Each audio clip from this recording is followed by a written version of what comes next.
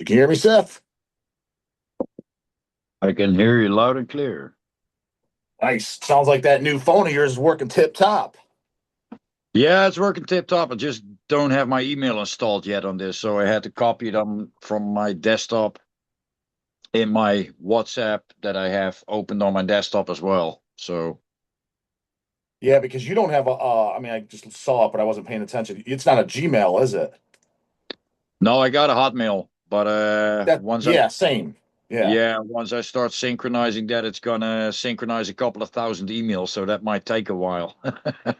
Well, did you notice it's so annoying when you link anything up? It almost like automatically expects you just to have a Gmail. Oh yeah, I probably do have one because I got a Google account, but I never Yeah, use it. yeah. Because So I that's the only reason I had one too. Yeah, for a Google account was and it was honestly was to kind of like set up the YouTube channel. So I do yeah. have a Gmail. Dude, I don't know. It's weird too. Like with the channel, and it's not most. It's only here and there. Every once in a while, some dummy will email me to my Gmail email, and I'm like, dude, how did you even find this email? Yeah, they probably just guessed, or Because I don't know, just I don't went on advertise it. automatic, just went on Yeah, automatic pilot. because dude, I don't advertise it at all. And then the kicker is my Hotmail is I do. I was like, it's on the description box of every single video. Like that one's plain as day Yeah, there. I was like, the Gmail one, you had to dig for that. yeah, and I got the same Hotmail for man, I don't know how many years. Oh, Probably, same. I think I was 15 when I had yeah, I guess yeah. Well, not 15 because there was no internet then, but it. yeah, a few years later, Yeah, it's actually the first email address I ever had, and I still use it. yeah. So Same. My Hotmail monolith, the same. And I'm just a creature of habit. I'm like, it works. Why do you need to constantly keep changing and doing all these updates? I was like, in my opinion, you don't. yeah, yeah. Well, there's people fucking shit up all the time, They get Yeah. blocked or they get hacked or whatever the fuck. Click on the wrong links. Sounds like they're watching too much damn porn. Some of them do. Yeah. Oh, so yeah, so your birthday had just been recently. I know it's the beginning of May, right? Very early May, first week. Yeah, May 2nd. Did you do your birthday barbecue? Nah, not this year because I was working Uh-huh. on my birthday, and actually the whole weekend I was working, and so for some reason I didn't really organize one, and it was actually for the better because kind of like in the beginning of the evening we got some rain. So yeah, I don't mind. I got a holiday coming up in about a month, and then I got 3 weeks off, so I'll probably drop a party in that era, and better weather, so and a better chance of people showing up probably. Yeah, because so far for us too, dude, in May, it's been kind of crap. Like it's pretty cold for May for us. Yeah, we've had some good days, and then now it's a bit colder than it was. Last weekend was actually pretty good.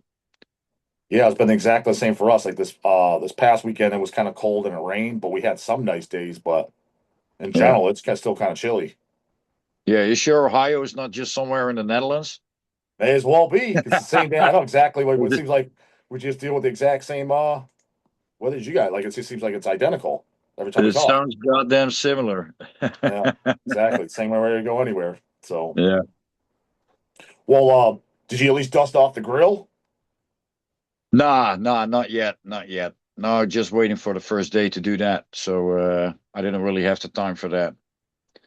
Man, And I figured yeah, let's say in about a month, then I a got more month. time. You're gonna go all the way. You're gonna go all of May with no grilling. Well, I'm working next weekend, and then the weekend after, we're gonna do the first rehearsals with the new band. And then I'm working another weekend full on until my holiday starts at the beginning of June. So I don't really see any good weekends to do that, and I don't like doing that during the week when I have to work and all that kind of, you know. I just Oh, you never grill during the week, even just for dinner, just to cook, as instead of cooking in the inside, just cook outside instead. not You never. really. Well, that would be easier if you have something like a gas grill or an electronic one. Uh, But I like to do the charcoal thing, and then it's a little bit of a hassle, to fire up a yeah, whole grill every time just for a few pieces of meat. yeah. So yeah, we use the regular stove for that. So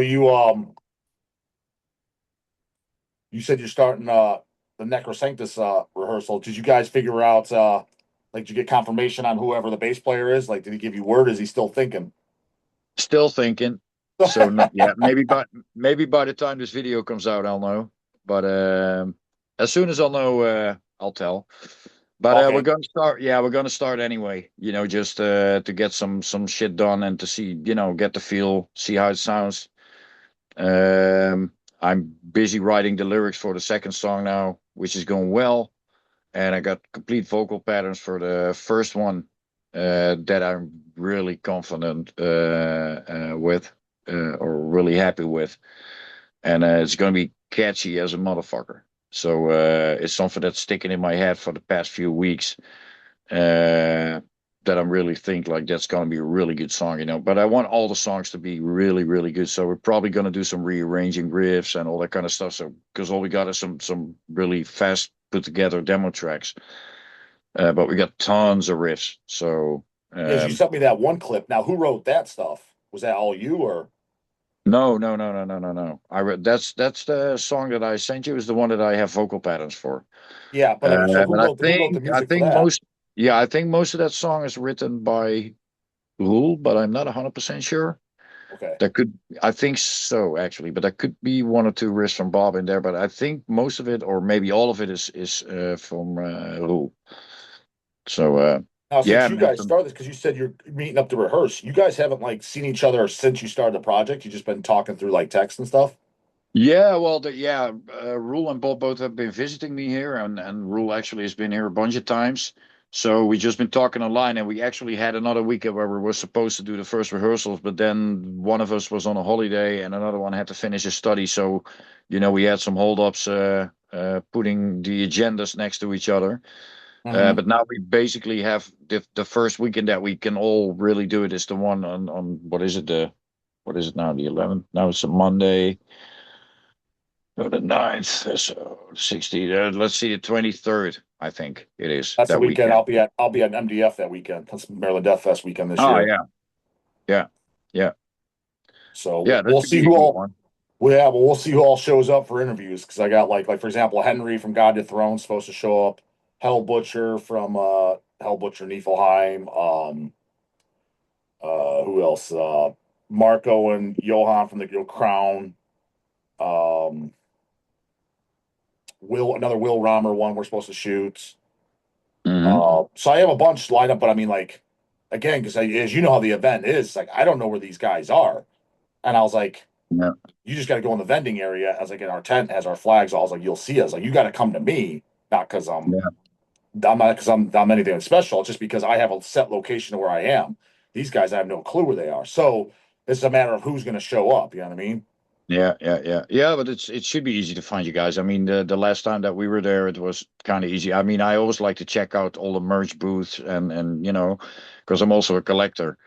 Mhm. And then automatically you run into because I remember the year that I saw you there, that was 2016. Yeah. Dan Seagrave also had a booth there with some of his Okay. artwork, Yeah. Yeah. and so that was really cool. And ran into the people from Season of Mist, Yeah. USA, who we never Yep. met before. So yeah, it's always good fun. And Gutter from Gutter Christ, Hmm. Anthony, he was there, and Schlack, the one who does all the wrestling. So. Okay. Yeah, it was actually on. I always have a good time, man, on metal markets and where labels are, and there's usually a lot of people playing bands usually walking around there, and Yeah. you know, on the other hand, if I can't really imagine that you play in a death metal band and that you're a fan of death metal and you're not gonna check out a whole street of merchandise booths. That's to There's me. guys that probably don't though. You know what I mean? I know. I know. They're like, I don't give a shit. And I'm like, how? How can you not give a shit? There's Yeah. Yeah. fucking gems there that you want to buy, maybe. Well, I just what I don't understand when that says like the why are you in a band then? Like what why are you interested to be in a death metal band if you're basically not interested in the genre anymore? Yeah, well, I think there's always these one of two people that are like, well, I don't really have an interest in the whole genre. I just create my own stuff, and I'm such a unique artist that that's what I do. But I think the majority, it's safe to say that the majority are fans of the genre. Yeah. And Yeah, well, of course, there's people who just don't buy any physical stuff anymore. Yeah, But still, it's fun to hang out there and meet people and talk to people and just check out some stuff. You don't have to buy something. yeah, yeah, yeah. And but yeah, me personally, I like to check out shirts and albums and yeah, Mm. like that kind of stuff. But you So actually, when you played, so you played at Maryland, what, a total of two times that you physically played yourself? yeah, yeah. Okay. At And how would Severe you, Torture played 3 times. okay. They And how would yeah. you, from your experience playing that Metal Fest here, how would you rate its to way it's organized everything compared to European festivals that you played? Like, is it the same or better or worse or? It's completely different. First of all, it's in the middle of a city, Yeah. which makes it a completely different feel, and you run into different, uh, yeah, different problems or different things that you need to do when you organize it. I mean, the stage where we've been playing, well, the first year that we played was in, holy shit, when was that? 2006 or four, whatever. I think it's 2006. And I have a completely different memory. I think it was different clubs, a different era. It was way smaller. I mean, it Oh, was, yeah, yeah. Because that was still the early years. It would have been for sure from yeah. 2016. Yeah. I remember Skinless was playing and Misery Index was playing, and we were actually using their guitars because we were flying in without any instruments. Um, but then in 2016, of course, it was a lot bigger, and well, yeah, the way it was organized for us was perfect. I mean, everything went smooth and well, and uh, not I think Ryan and Evan do a great job, especially when I see how many international acts that they have, and the hassle it is, and all the work they put in it, all the money they put in it. I mean, it costs a shitload of money to organize something like that, and they do a good lineup, man. I mean, the when I see the posters of Maryland Deathfest, it's not just the average death metal bands. There's always a whole lot of bands where you're like, oh, holy shit, these guys are playing, or I haven't seen them in Oh, ages, yeah, or yeah. Yeah. reunions or exclusive shit. And I think they do that really well. So yeah, I have fun memories of it, but yeah, is it organized? Well, different than in Europe. There's differences in Europe as well. I mean, a festival in Holland is different the way it's organized than something in Germany or something in Poland or something in Spain, or there's big differences in how professional or how easygoing or yeah. I Because mean, you definitely yeah. has there's some over there in Europe that the organization's just a complete shit show. I've done some shows, but that's it's like incidents where for example, we come in a club in Italy, and it's more like a disco instead of a club where you can actually play a live show. So, barely a stage, a big disco ball, and some flashy lights, but no PA system and all that kind of stuff, and that's where you're like, okay, but you never know who was to blame for that. I mean, the club itself probably runs well for what it usually does, but Yeah, yeah. for some reason the booker booked that club, and that was, both did not know what was going on. So you never know what the deal is. But as far as something very badly organized, yeah, well, yeah, probably. There's not just one thing that pops up right now, but well, there was a festival in Poland that we went to, and it was on I think an old military airstrip or something. But the weather was terrible. A lot of rain, a lot of wind, and there was this open air stage and this tent for the PA, but everything was just blown away, and rain and everything. So the first day there was a couple of bands that played, and then they had to just cut the set short and say, okay, end of the day, because of the weather conditions. And we were supposed to play the day after, but there was no show and the promoter was gone. Mhm. So we invested money in a rental van and all that kind of bullshit. But we had to go back to Holland with no pay. Yeah, And it's yeah. Poland is quite a drive. So How does it work with was with MDF things? I don't even know. Like, how do they pay the bands? Do they pay them in advance, like it's just a checking account deposit, or do they pay you hand you a check or cash when you're there, or do you not even remember? I don't know. I Because with didn't that even many, I because didn't with even that many handle bands organized, I wonder how they do that. I didn't even handle the payment for that. I think we got paid up front because that's what we mostly do Yeah, with Severe Torture. What we did when I was playing for the band. I don't know in the case of NDF because they, obviously when we have flights and work visas and all that kind of stuff, they paid for all that. So there was a fee, but it wasn't much. And I don't know if they did that cash there or I got yeah, no clue. I don't yeah. think This, so. I think it was transferred and maybe even up front. So yeah, yeah, exactly. That's a lot of bands to deal with. it's a lot of bands to deal with. Yeah, so I can imagine they don't do everything with cash over there because that's gonna be shitloads of cash. Yeah, Way just easier. tracking guys down, everything, and it's just like yeah, Yeah. Well, tracking people down, as long as you have an office where the bands know that they can collect their cash, the bands will definitely come look you up. I mean, yeah, yeah, yeah, but you got to have someone there on a shitload of cash sitting waiting for people to show up after their show. You got to do that all day fucking long.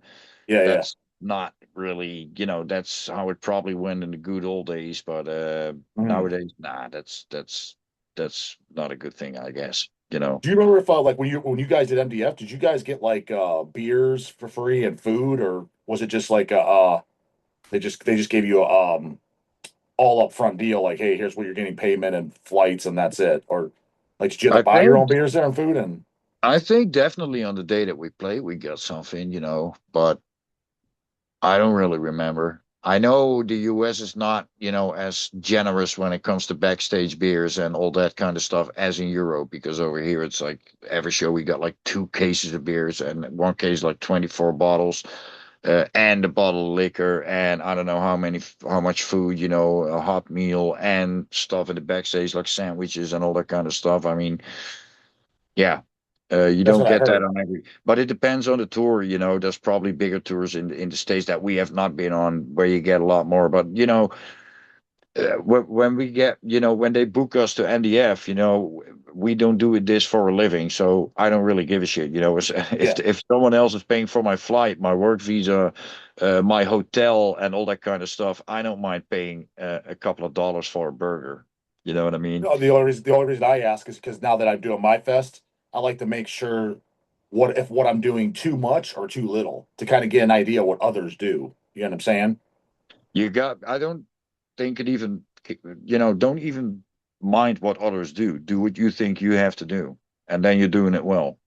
That's what honestly, that's kind of what I did do. And for some of it, some guys are like, whoa, like, dude, like, you don't need to do all this. Like, like, nobody does this. I'm like, oh, well, I mean, I figured, like, I mean, who the hell would want to fly over here and, like, Yeah, and there's not food and, like, I figured food and drinks are minimum or, yeah, and like, hotel, like, some of the guys are like, oh, for certain bands, like, oh, you don't need to get them a hotel room. I'm like, where are they going to stay? I was like, other than yeah, they got to pay for themselves. I was like, wow, who the hell would want to do that?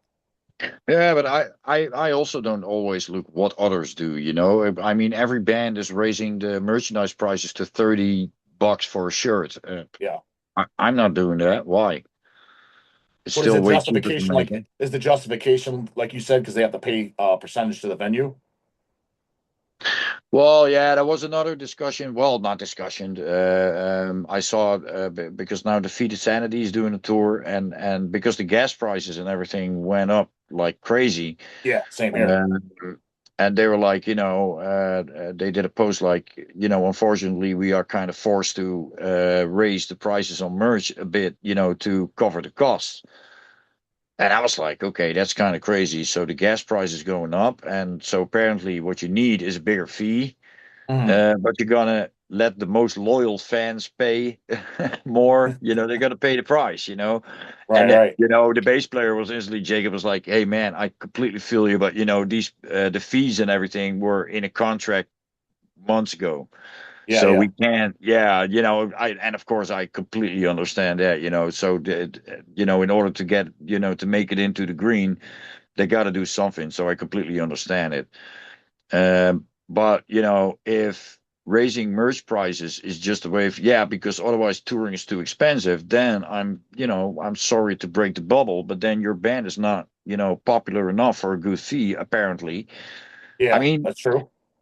uh, you know, to cover the costs and the gas money and the hotels and all that kind of bullshit, there's a ticket price paid by the people who come in, and if that doesn't cover those costs, I mean, merch should be completely, I think, outside of your deal. If you rely on merch, what if everyone enjoys the show but no one buys a shirt? You're losing Hmm. money. Well, then you're a bad businessman, you know. Hmm. I mean, the merch should be your profit. I mean, and you even invested in your merch. So you got to make Yeah, that money back as well. So you have to right. calculate, like, how many shows are we going to do? How many people do we expect to show up? So how many shirts do we have to print? Then there's always the dilemma. Oh, it's only a short run. Well, we can do only 50 shirts, but then it's way more expensive to make them than when we print 100. All that kind Yeah, of bullshit. What sizes do we print? How many S? How many M? How many L? How many yeah. XL? And it differs every time. One time you do this, and then this sells out first, and then it's that one, and then Oh, I know. you It's no never. Excel. Yeah, you never fucking know. Everyone is asking for make girlies, make girlies. Then you make girly, no one fucking buys them. You Yeah. know, you're stuck with Right, I know. you're, you're stuck with the goddamn girlies for 10 years. They're like fucking grandmas by the time you sold them all.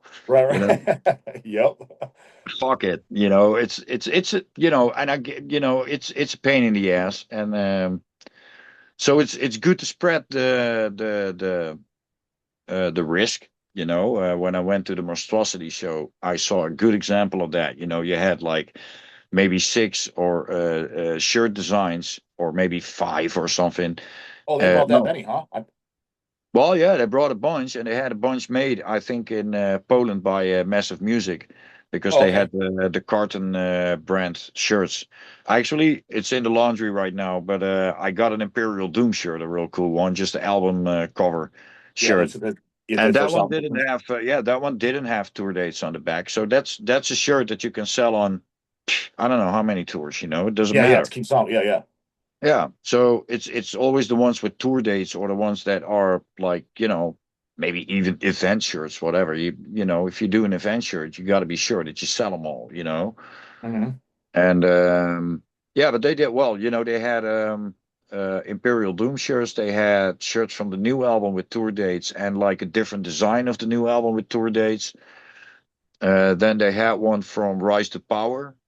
They had one from, what is that one? Is that the Spiritual Spiritual Apocalypse? Apocalypse. Hmm. Yeah, that one.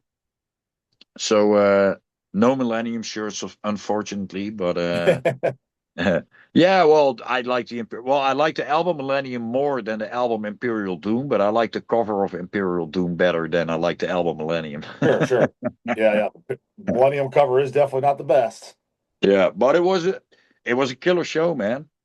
I enjoyed it a lot. I told you, I was fucking surprised that there was not many people. Yeah, get it up. What did you say? There's 50 people, 60? What did you say?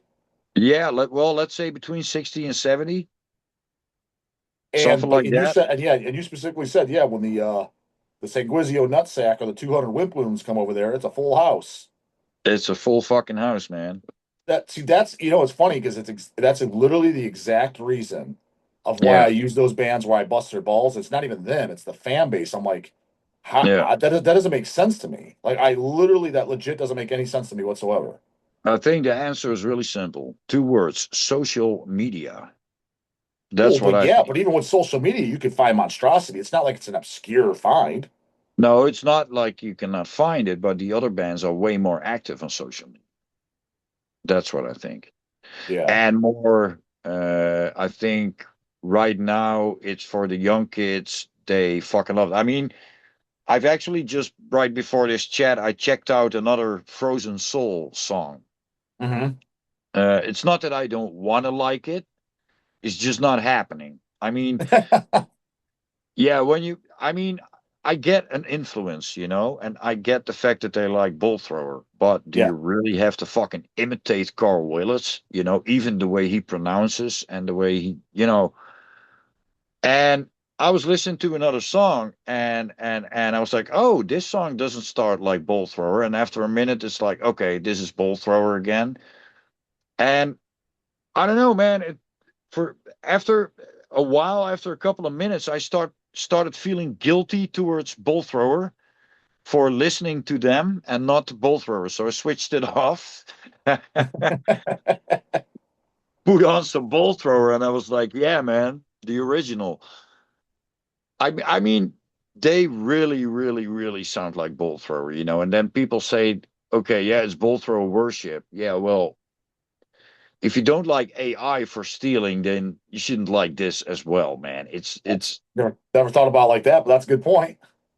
yeah. I mean, it's I don't know. It's hard to explain. I mean, they do no wrong. I mean, they're not harming anyone, and they're really popular. It's on Century Media. That's also a label that really gives your band a boost. Usually, also on social media. Uh, the sound of the album. Well, you know, there was I read some of the comments under the full length stream.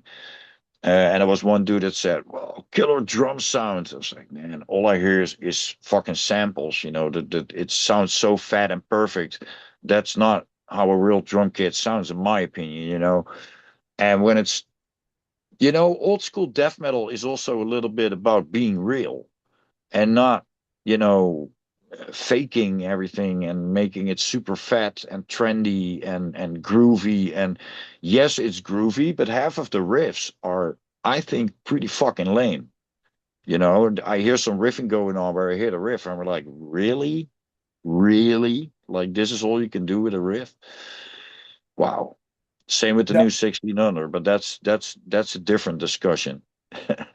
I don't know, dude. Like I got my LP and I like the new. The only thing I didn't like about the new 6 Feet is I didn't like the last track.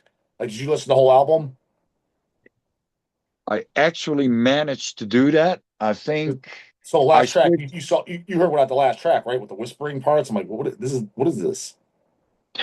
Yeah, but what is this? I had a lot of those moments on the Oh, album, especially when I heard that macabre wannabe song, "Mr. Blood and Guts." I was like, "Holy fucking shit!"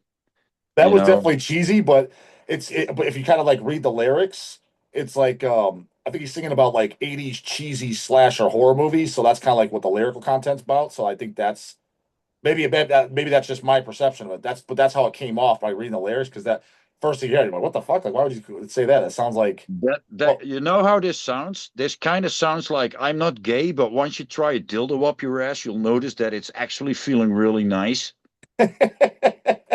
though I've heard that That's argument guys say that, not for Mr. Blood and Guts, but I've heard guys say, well, dude, if you try it, it's not that bad. I was like, no. I don't know, man. I just Listen, haven't had an interest in trying it.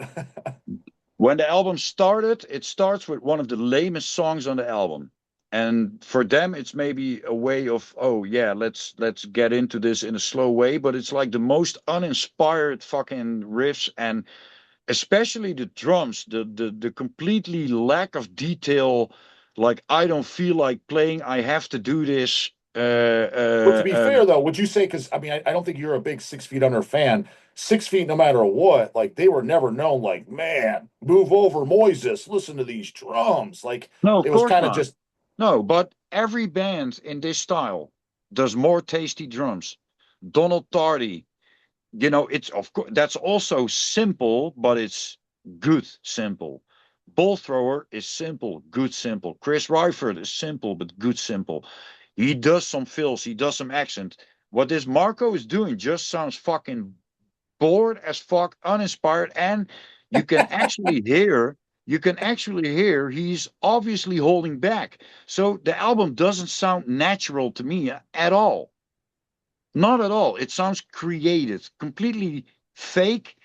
Like, okay, let's try to do some groovy stuff. Well, and I'm there's like three listenable songs on the album, and the rest to me is complete garbage. so the new Really. Frozen Soul's better. Oh yeah. Oh yeah, definitely. Oh well, oh definitely. Yeah. Damn. I take back every bad thing that I said about Frozen Soul compared to the new 1600. Now, is it and that Frozen Soul that's a brand new album by them? Because I didn't hear that Mm-hmm. did it just come out? I think. Yeah. Okay, because I didn't hear about that. Because, dude, to this day, I've never heard Frozen Soul on recording. It's one of those things never got around to it. And when dude, usually when I see shit, if I never heard it and it starts getting really popular, I kind of just it's Yeah. not even like I'm intentionally doing it, but at the same time I am, but I'm not. It just instinctively, I just don't even want to listen Yeah. to it. Well, But to be fair, to be yeah. completely fair, they opened up for Napalm Death like 2 or 3 years ago, and I Yeah. did watch them, and I was like, I don't like the guy's lingo and their aesthetic because it looks very, very ghetto rappy to me. But the Yeah. music when it was played, I was like, I don't know if the bass sounds like that on album, but it sounds really fucking good here. Oh, And yeah. I and I heard was that like, live. it sounds like Bolt Thrower trying to play Swedish death metal. And I was like, I Yeah. have to admit, even live, which is hard to do live, I was like, this is pretty catchy.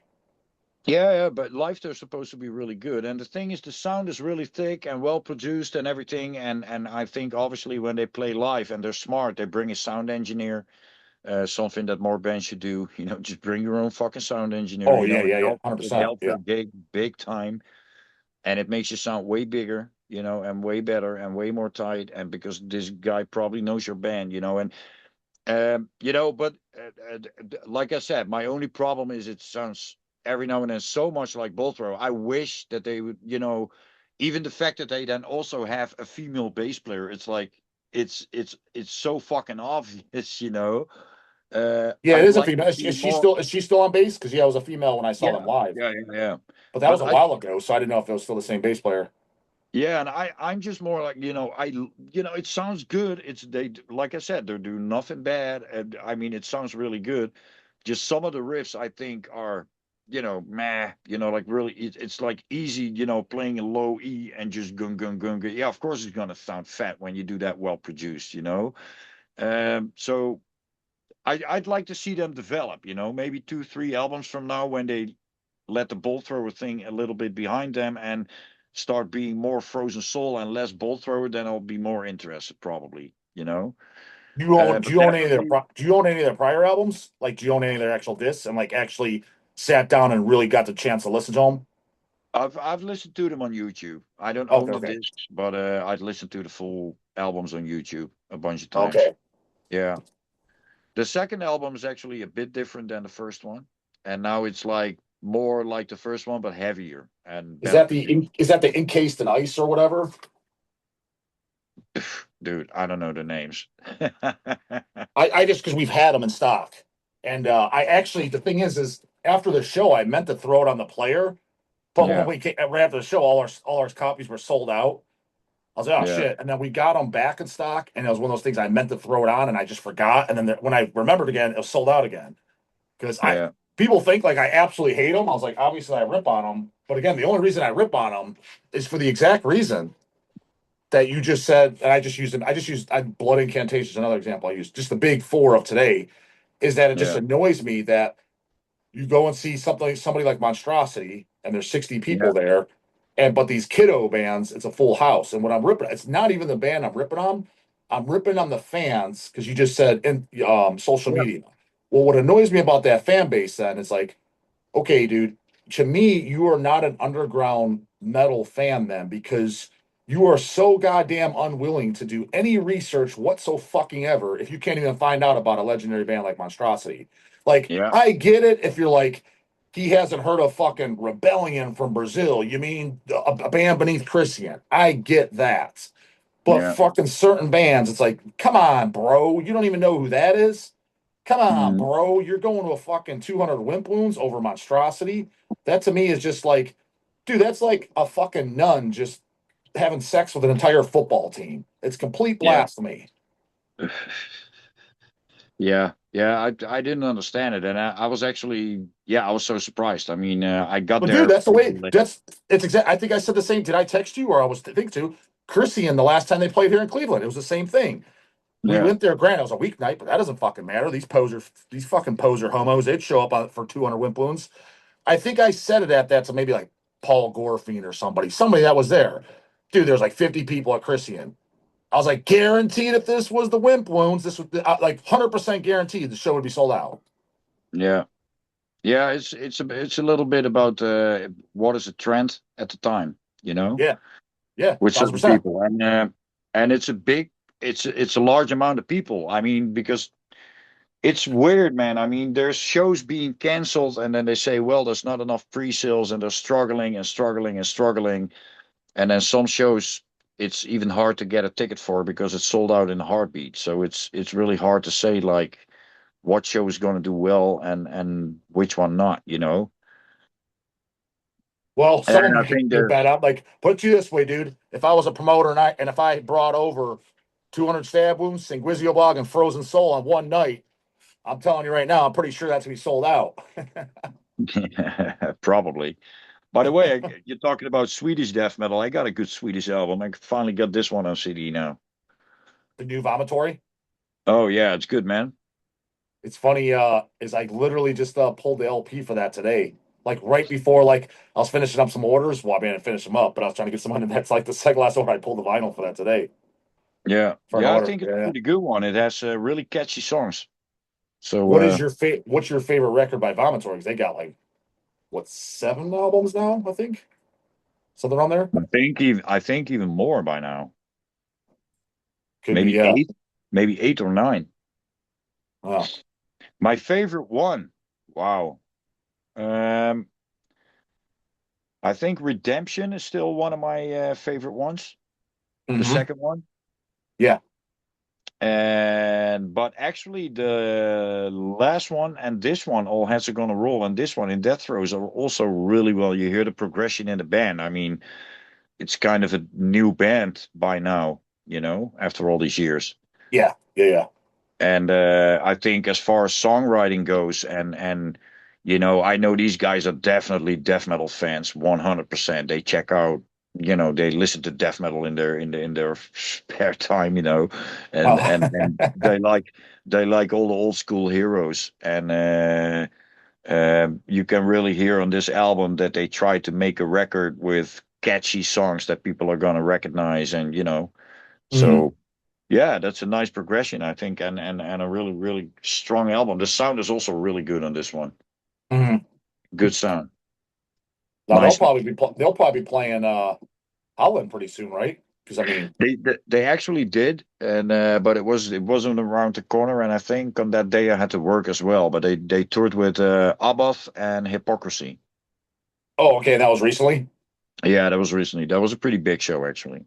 So Yeah. yeah, but I Now you couldn't said go. you took your daughters to the Monstrosity show, Oh yeah. but you don't usually take them to the death metal shows. I thought.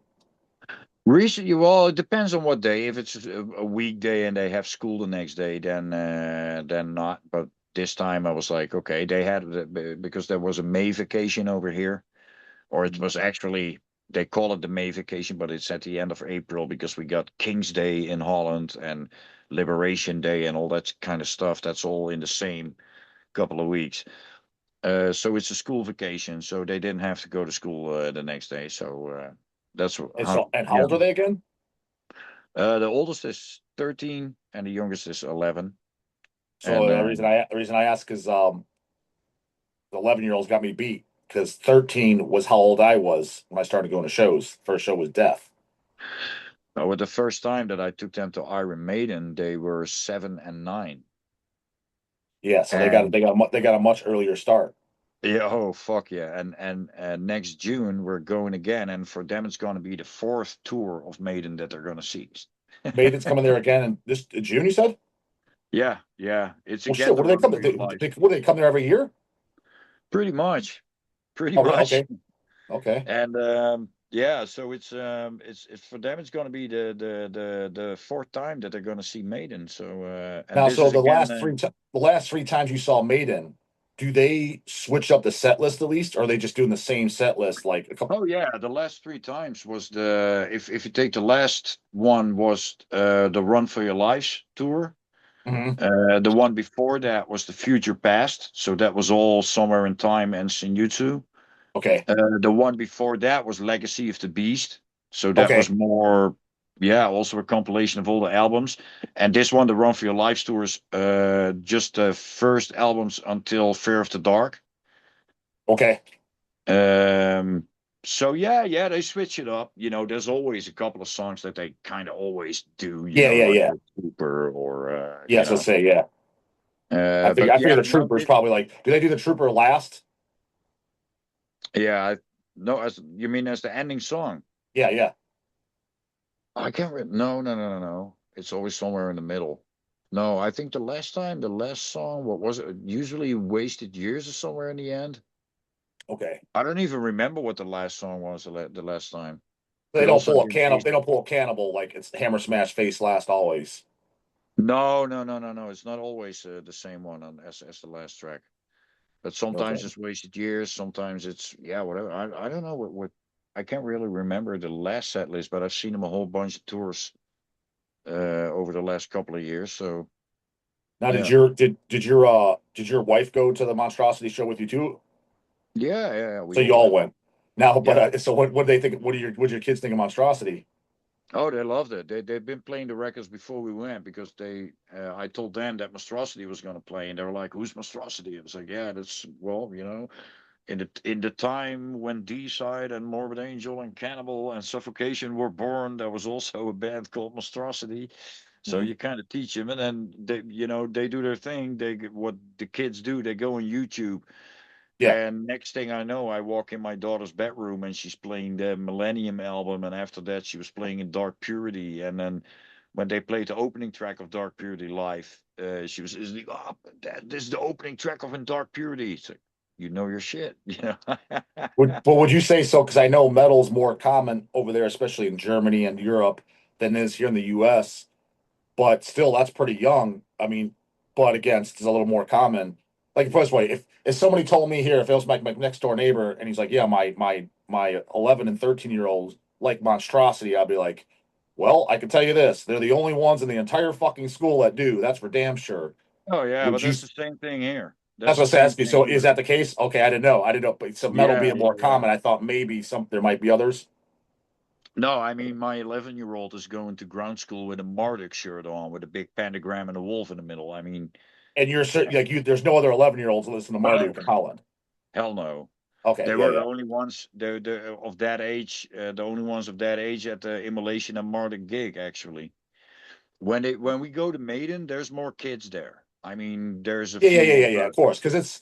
I mean, there's guys that are diehard Maiden fans that are older than you, and they're probably bringing their grandkids. probably maybe even that. I mean, but there's a whole bunch of people that said like, yeah, my first gig was Maiden, and now my kid's first gig is also Maiden, and that was the same case with my kids. Yeah. Yeah, yeah. Maiden. So I'm not surprised with that because I mean they're huge and they have a they have a following to where like a lot. If you Misfits has that, Slayer has that, to where they have those freak fans to where they like die hard fans. yeah, but still, what you see now is that the death metal fans of the first hour, the Cannibal Corpses, the Morbid Angels, the D-sides, they're fans of the first hour. They have kids as well, and a whole bunch of those listen to metal. Some Yeah. even play Well, metal. but it's getting for the cannibals and shit. It's getting there now. That's only in the last 10 years or so. You know what Yeah. I mean? Because Well, they're but now getting old enough. yeah. But for instance, Theo van Ekelen from Holland, who played for Judgment Day, but also Hail of Bullets, and Oh, okay. I Howitzer. know. Yeah, I know the bands, but I don't know him personally. Yeah, he was the bass player, and but his daughter is also playing bass now in death metal bands and everything, and actually pretty good, Well, how and old is she? man, I don't know, Oh, 16, like 17, 18, something like that, a bit okay, so older like than my teenager. kids. Yeah, Yeah, teenager. but still, it's a new generation of metalheads, playing in bands and doing their thing, and that's good, man. And it's fun that we have kids now who are interested in it, and yeah, my kids love it, man. I mean, they love Maiden, and now they're kind of taking the step to more aggressive music, and it's actually fun because. Uh, of course, they heard stories of what I was doing with my band, but when they're really, really young, like 4 or 5, they Yeah, don't know what to think about that, or you can show them a video on YouTube but it doesn't really hit, they can't really put it in perspective. And now that they're a bit older, they were like all of a sudden like, hey dad, but but what was that American band that you sang for? It's like, yeah, D-side. Come on, you got to know your D-side albums. But they never really had an interest to start listening to that. So recently, they both start. I I walk in my daughter's bedroom. She was listening to Once Upon a Cross, and I was Okay. like, okay, okay. She was like, wow, Dad, this is amazing. This is super catchy, and this is I love this. And I was like, yeah, that's a good thing. That's D side. And now listen to Legion, then listen to the first one. So Yeah. she starts listening to all the albums, and now they're like, oh, whoa, whenever D side is coming, can we come along, Dad? Because we want to go to a D side show. I was like, yeah, of course you can come along. Would And you say, I mean, granted, you being their parent, uh, obviously gonna be biased, but would you say that compared to other kids their age, their normal maturity or more mature than the average kids their age, or less mature? that depends of what you think. What mature is. I question that myself constantly. Well, because for example, well, yeah, that's true. But because like I consider myself, well, actually, I don't even think I consider. I think it'd be fat because especially with working and stuff. Like when I was their age and stuff, I was definitely mature for my age. And just being in the extreme metal, it just seemed like if you were really into it at a youngin, you were just more mature. Because I don't know, you just like that. Just the fact that extreme metal is more of like I guess serious for lack of better words. It's not like all Yeah, goofy. yeah. I think I know what you mean now. Well, yeah, I think uh, uh, for kids, there's movies for kids. There's music made specially for kids, and it's Correct. all Yeah. made in the dumbest way possible. You know, Hmm. stupid rhymes, dumb, childish melodies that are just based on like primary tones that stick real easy. And you can say, one person will say like, yeah, that's what kids like, and what makes them happy. On the other hand, when you open different doors and just show them what's behind that door, are they still going to walk through the kids' door, or going to, do they have an automatic interest in certain other stuff? Yeah. Yeah. And Yeah. yeah, and I just opened all the doors at once. So I expose them to everything from classical music to kid stuff to this to that. So yeah, they watched a few Disney movies because of course it's fun to watch. I even Hmm. find some of them fun to watch. Well, dude, but if it makes you feel better, but it seems like most of the movies I watch these days are Disney movies because we usually take our niece to the theater and stuff. It's like most of the Mhm. movies I've seen, like we'll be like, "What movie you seen?" I was like, "Oh, dude, you don't want to know." I was like, "It's like all kids movies." They'd be like, "What the hell?" I was like, "So that's where we take them to the theater." Yeah, as long as it's not something gay ass like that Devil Wears Prada kind of bullshit. I couldn't watch something like that. But you know the the Yeah, I don't know. the If I don't know if see that. I'm trying to think the last one we saw. Yeah, I have to name them. I forget the names when I see them, but um, Well, I haven't uh, seen any. I haven't seen in any of the recent Disney ones because my kids, they're kind of grown out of Disney for the moment, and yeah, they're watching The Walking Dead, and they're watching this and all the horror series that are on Netflix and Prime and Disney Channel, and I don't know what kind of streaming services that we got. And I started watching some horror classics with them because they really have an interest in horror, and they're like, do okay, they watch. do they get scared? Like, well, horror movies will that scare the shit out of them though? Like, even though if they like them, do they get really Nah, scared? well, I kind of build it up. We didn't start with The Exorcist. The Exorcist can I think really give kids, especially the 11-year-olds, some nightmares. So Sure, sure, yeah. yeah. So the first thing I ensured was that the next time that they're going on a holiday, that they're going to have a little bit fear of swimming because the first one we watched was, of course, Oh, Jaws. Okay. Jaws. I I think that's mean, kind of where you should start because that's kind of like that was considered like an old horror movie. it is my still my number one horror movie together with the first Exorcist. I mean, nothing beats those two movies for me. It Yeah, was the two movies that I wasn't allowed to watch when I was a kid. And when you tell me that I'm not allowed to do something, then it, automatically is, especially those two, that's the ones I wanted to watch. Um, Literally, if it comes to certain movies, then I think I even dig movies like Texas Chainsaw Massacre yeah. or the first couple of Halloweens or Friday the 13th series even more than this. But it's so iconic, and I think the whole Jaws, the scenery, the lighting, everything in that movie, the acting, just it has an atmosphere that you can't capture anymore. Mhm. and I dig it. I dig the fuck out of it, and I watch it with my kids, and they loved it. But I'm not gonna let them start with a 2025 movie. If you want to Yeah. appreciate the genre of horror, then you got to start with the classics. And I'm not saying you got to start with the black and white 20s or 30s or whatever White flicks. Zombie. Yeah, I Because mean that's White Zombie doesn't even have sound, right? I think it doesn't. The movie White Zombie.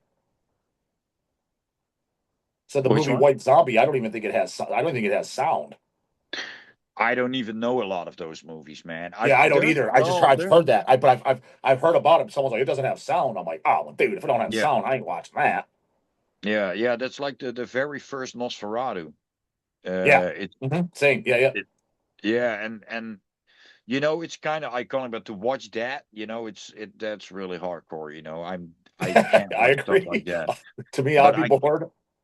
but I do remember watching a whole bunch of black and white movies back in the day that were, I think, probably somewhere in the very early 90s. There were a lot of horror movies being broadcasted by the BBC.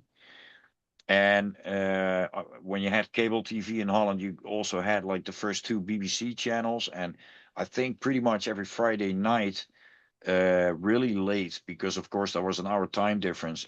But then I'd record those movies with on my VCR and then watch them the next day. And because I wasn't allowed to stay up that late until what was it? Sometimes there was some Fright night or stuff like that in the middle of the Yeah. night. It was really a show with a couple of movies and some dude hosting it. Really, some kind of evil Dracula kind of spooky dude. I loved the fuck out of that, man, because it had an atmosphere to it. It was really for fans of the genre or something. It's not like we just broadcast a movie, boom, there it is. And of course, no commercial breaks back in those days. So yeah, I loved it. Now I don't. Did you like Night of the Living Dead? Yeah, but it's been ages ago since I last seen it. Because So that's I. actually my favorite black and white movie. Uh-huh. Yeah, the Yeah, first it's Night a of the good Living Dead. one for sure. Um, I think about black and white movies. Well, to be honest, that's a newer movie, but it's made in black and white. It's the second Human Centipede. Oh, if it, I haven't seen it, but I think is that like the movie people are saying, "Hey, you don't want to watch this"? Is it what I'm Yeah, thinking? well, it's a trilogy, and Human Centipede 1, 2, and 3 are three completely.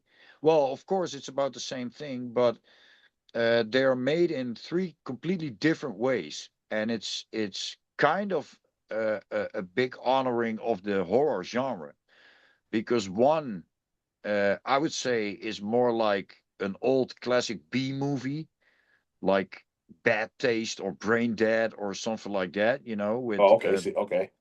and also the way it was filmed and the way it was acted and all that kind of stuff. Then the second one was more like an avant-garde black and white, and the killer doesn't say a word the whole movie, which makes it creepy as fuck and is very well acted, but But it's the more like other people talking it, right? yeah, yeah, Just not the killer. just not the killer. Yeah. And Okay. and it's done in a great way, and it's in black and white. And then the third one is kind of ridiculous, as in the movie People Under the Stairs. I don't know if you've seen that, but the No, I've main, heard of it though. I haven't seen it though. No, yeah.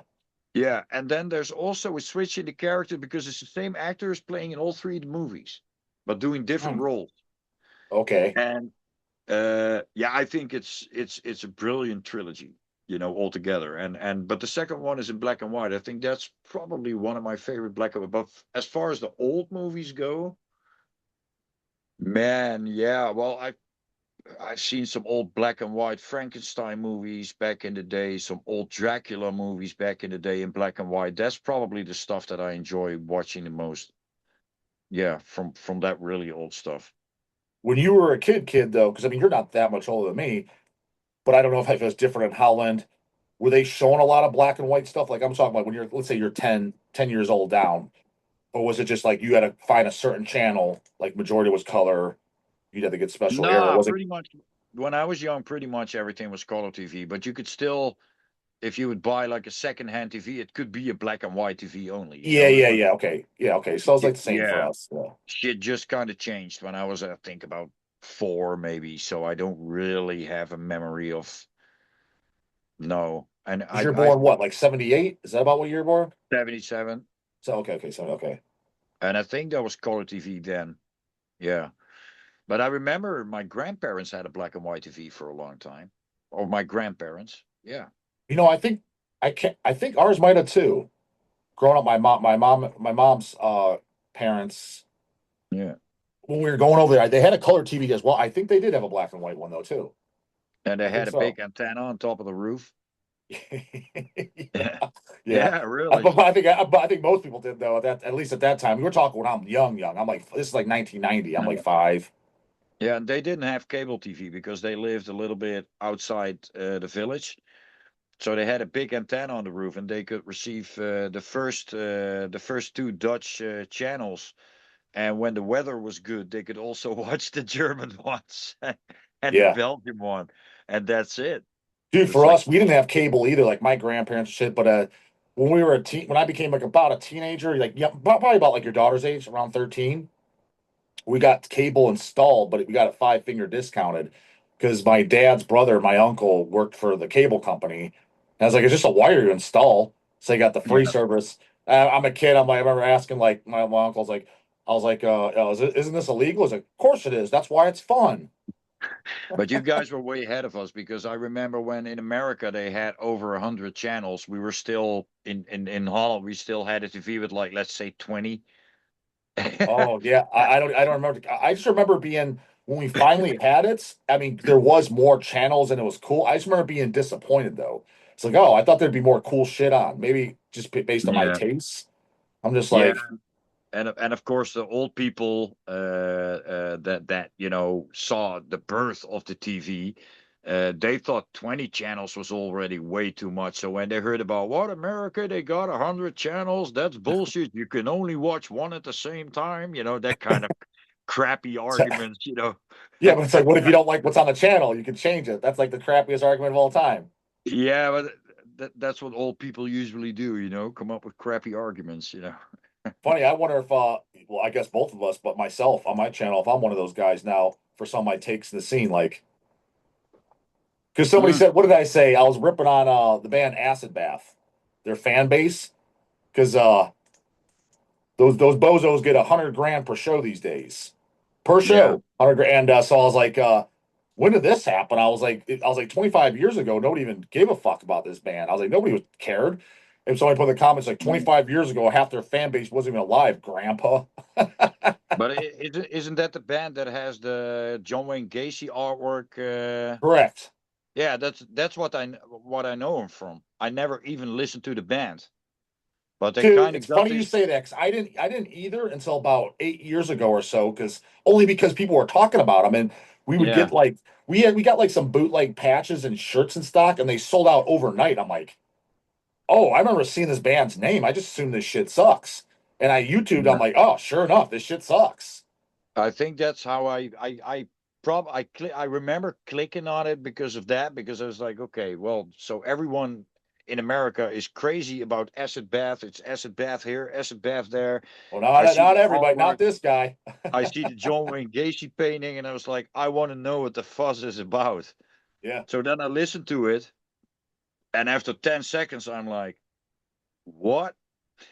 I made it past 10 seconds, but I was like, to be honest, this is kind of what I expected. I was like, maybe not quite. I was like, but Of now I course, see why I just yeah. skipped over it back. I was like, this shit just sucks. I was I like, didn't I didn't expect no D side or Morbid Angel, that's for sure. I mean, that was the oh, I knew it reason was. why. Yeah, I knew it wasn't Yeah, gonna be that that. was the Yeah. reason I haven't clicked on it before. I mean, when your band name is Acid Bath, I'm gonna expect first of all, I'm gonna expect some bad thrash or I don't know, man, some heavy metal influenced thrash metal, whatever. At least not something I'm looking for.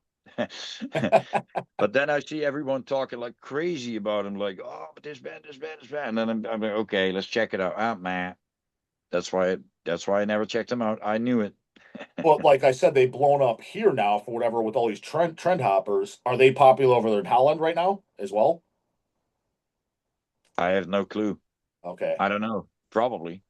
Okay. Well, if they come over there and they get 100 grand per show and it's sold out, then you know. Yeah, yeah. When I hear about it, Yeah. when I look at it, but I probably look away. I don't even know. Well, yeah. When I hear about it, then yeah, good The for only them. way reason I the only reason I know that information for a fact is because they played here in Cleveland at the Agora and it holds 2,000 people, right? That's the max capacity, and it was sold out, and tickets were $100. And both Midnight and Nunslaughter got invited or offered or whatever to open up for that. So I was like, okay. I was like, well, because I'm friends with both the bands. I was like, so I text Don or Jamie. I was like, yeah. I was like, I'm not coming out to this shit unless you guys put me on the guest list. I was like, I'm not paying no $100. Like, oh, we Mm. can't. There's no guest list. Like the show's sold out. I'm like, wait, what? I was like, at $100 a ticket. I was like, even because plus, well, that's where Cannibal plays, and they don't even sell it out. I was like, they sold all 2,000 seats. They're like, yeah. I was like, $100 a pop? Like, yeah. I was like, that guy's making bank. He's like, well, dude, like you realize Asabath, every per their guarantees 100 grand. I'm like, what?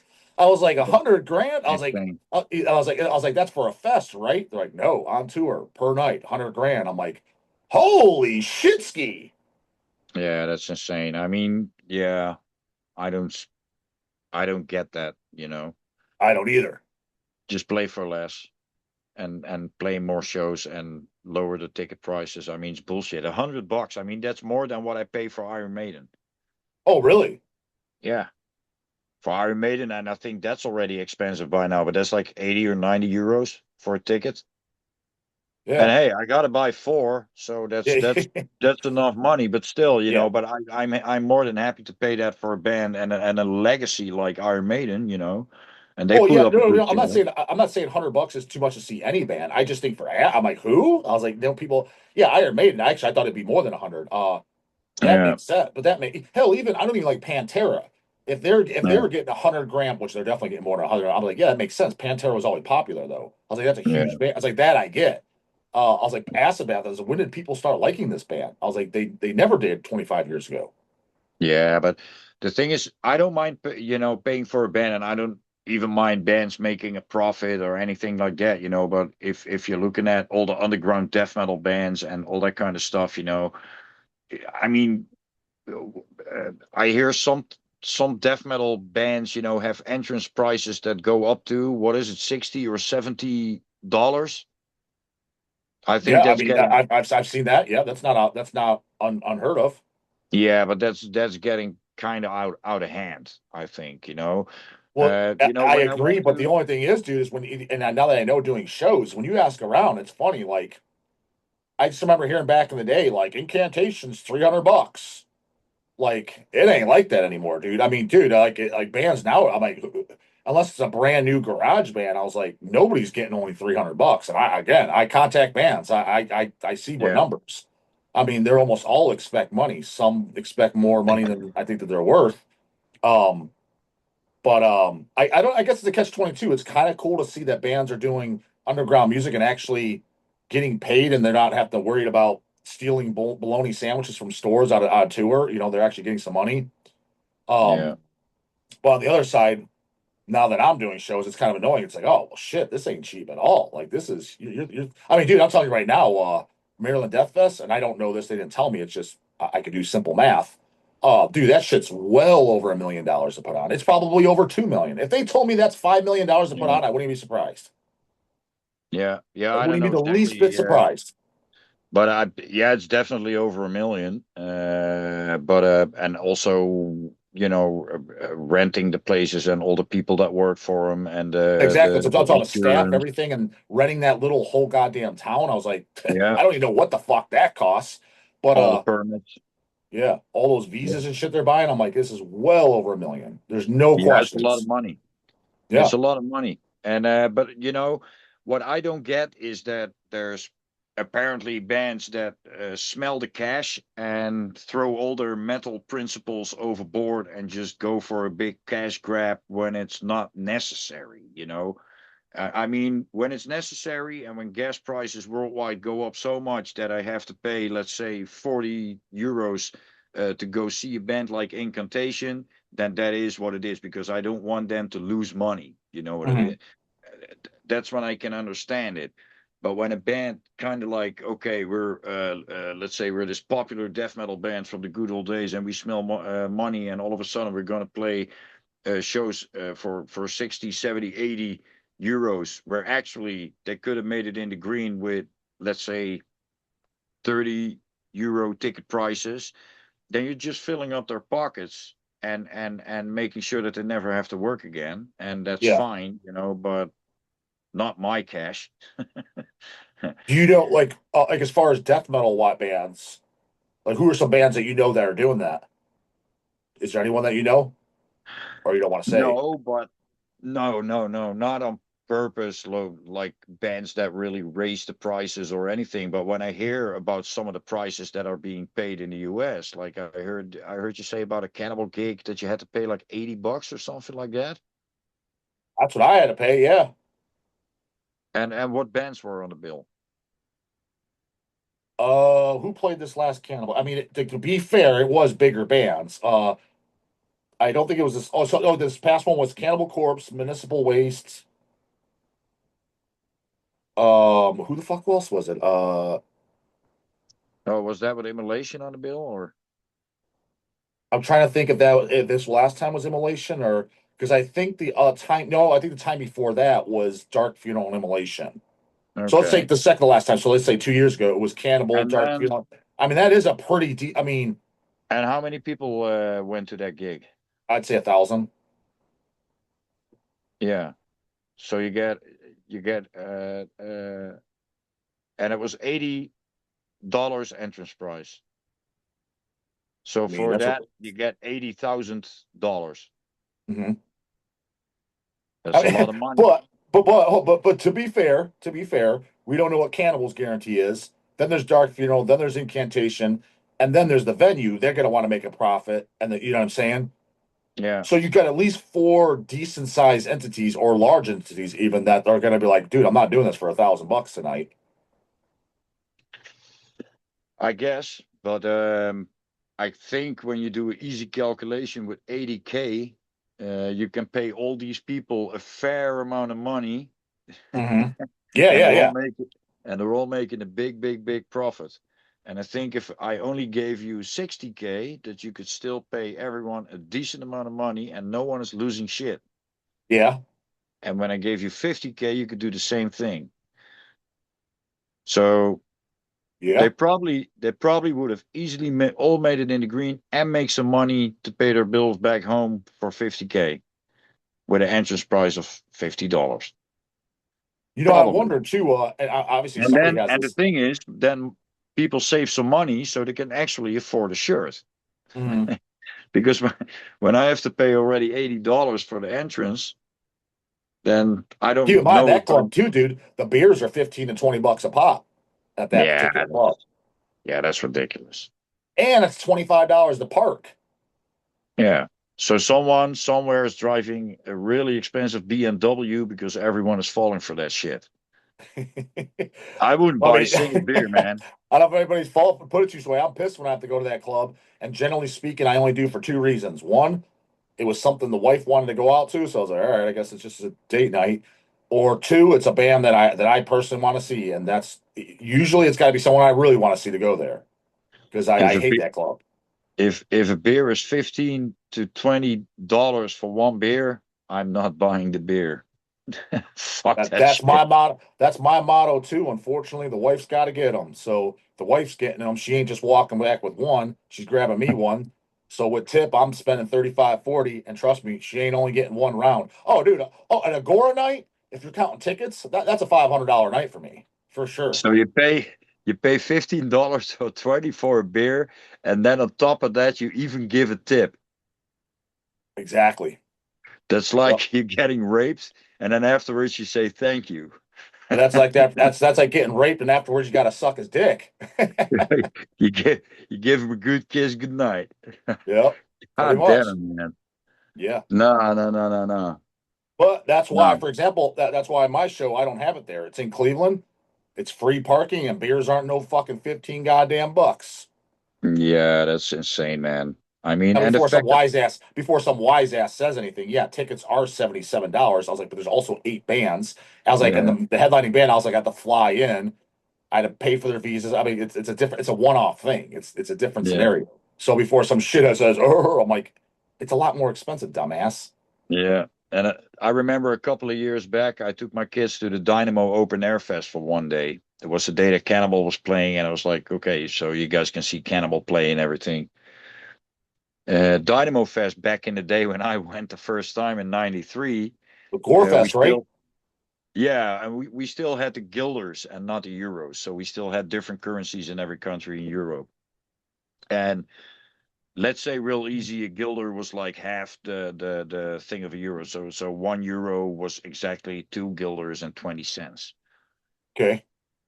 What I paid back in the day was for the Saturday you had to pay 10 guilders, and for the Sunday you had to pay five. So that was 15 guilders. So by now, let's say 7 euros. A Yeah. whole fest, 2 days, open air. Anthrax was playing, Suicidal Tendencies was playing, Gorefest was playing. I don't know, a shitload of bands were playing. Fear Factory, I think. So a lot of stuff. So a couple of years back, I go to the Dynamo Fest with my daughters, and one ticket for one day was 50 euros. Talking about some fucking inflation. So that's way over 100 guilders. But now Now, the do you joke think comes. because I'm trying to think back in the day? No, obviously there is inflation, but do you think back in the day? Because I've heard stories of like fests. Well, hell, even kind of talking to you, like when you played Ohio Death Fest. Do you think it's possible? Because, for example, you almost do the math. You're like, well, how did the promoter make any money on that? Just selling them for $7 guilders, whatever. Do you think a lot of the bands they played for free just because it's like exposure and at the time that No, was no, kind of no, a no. thing? But the fees were not as high back in the day, and they had a lot less costs when it come to permits and all that kind of bullshit that they have now. So I can imagine, of course, the costs are right now are way higher, and renting all the stuff and personnel, and it's the comparison, of course, is bullshit. But now the fun part, when we were at the festival, we were getting hungry, and there was this food truck that was serving burgers, Black Hmm. Angus beef, like that says like that's a guaranteed quality burger. Hell no. Yeah, it's not the burger that it's the person who makes it, you know. But Uh, still, one burger was 16 fucking euros. oh shit. 16 euros for Oh, so one burger. that's where So they're making the money. yeah, so do the math. Right now for the price of one burger, back in the day, you could go to the whole festival with two people for 2 days.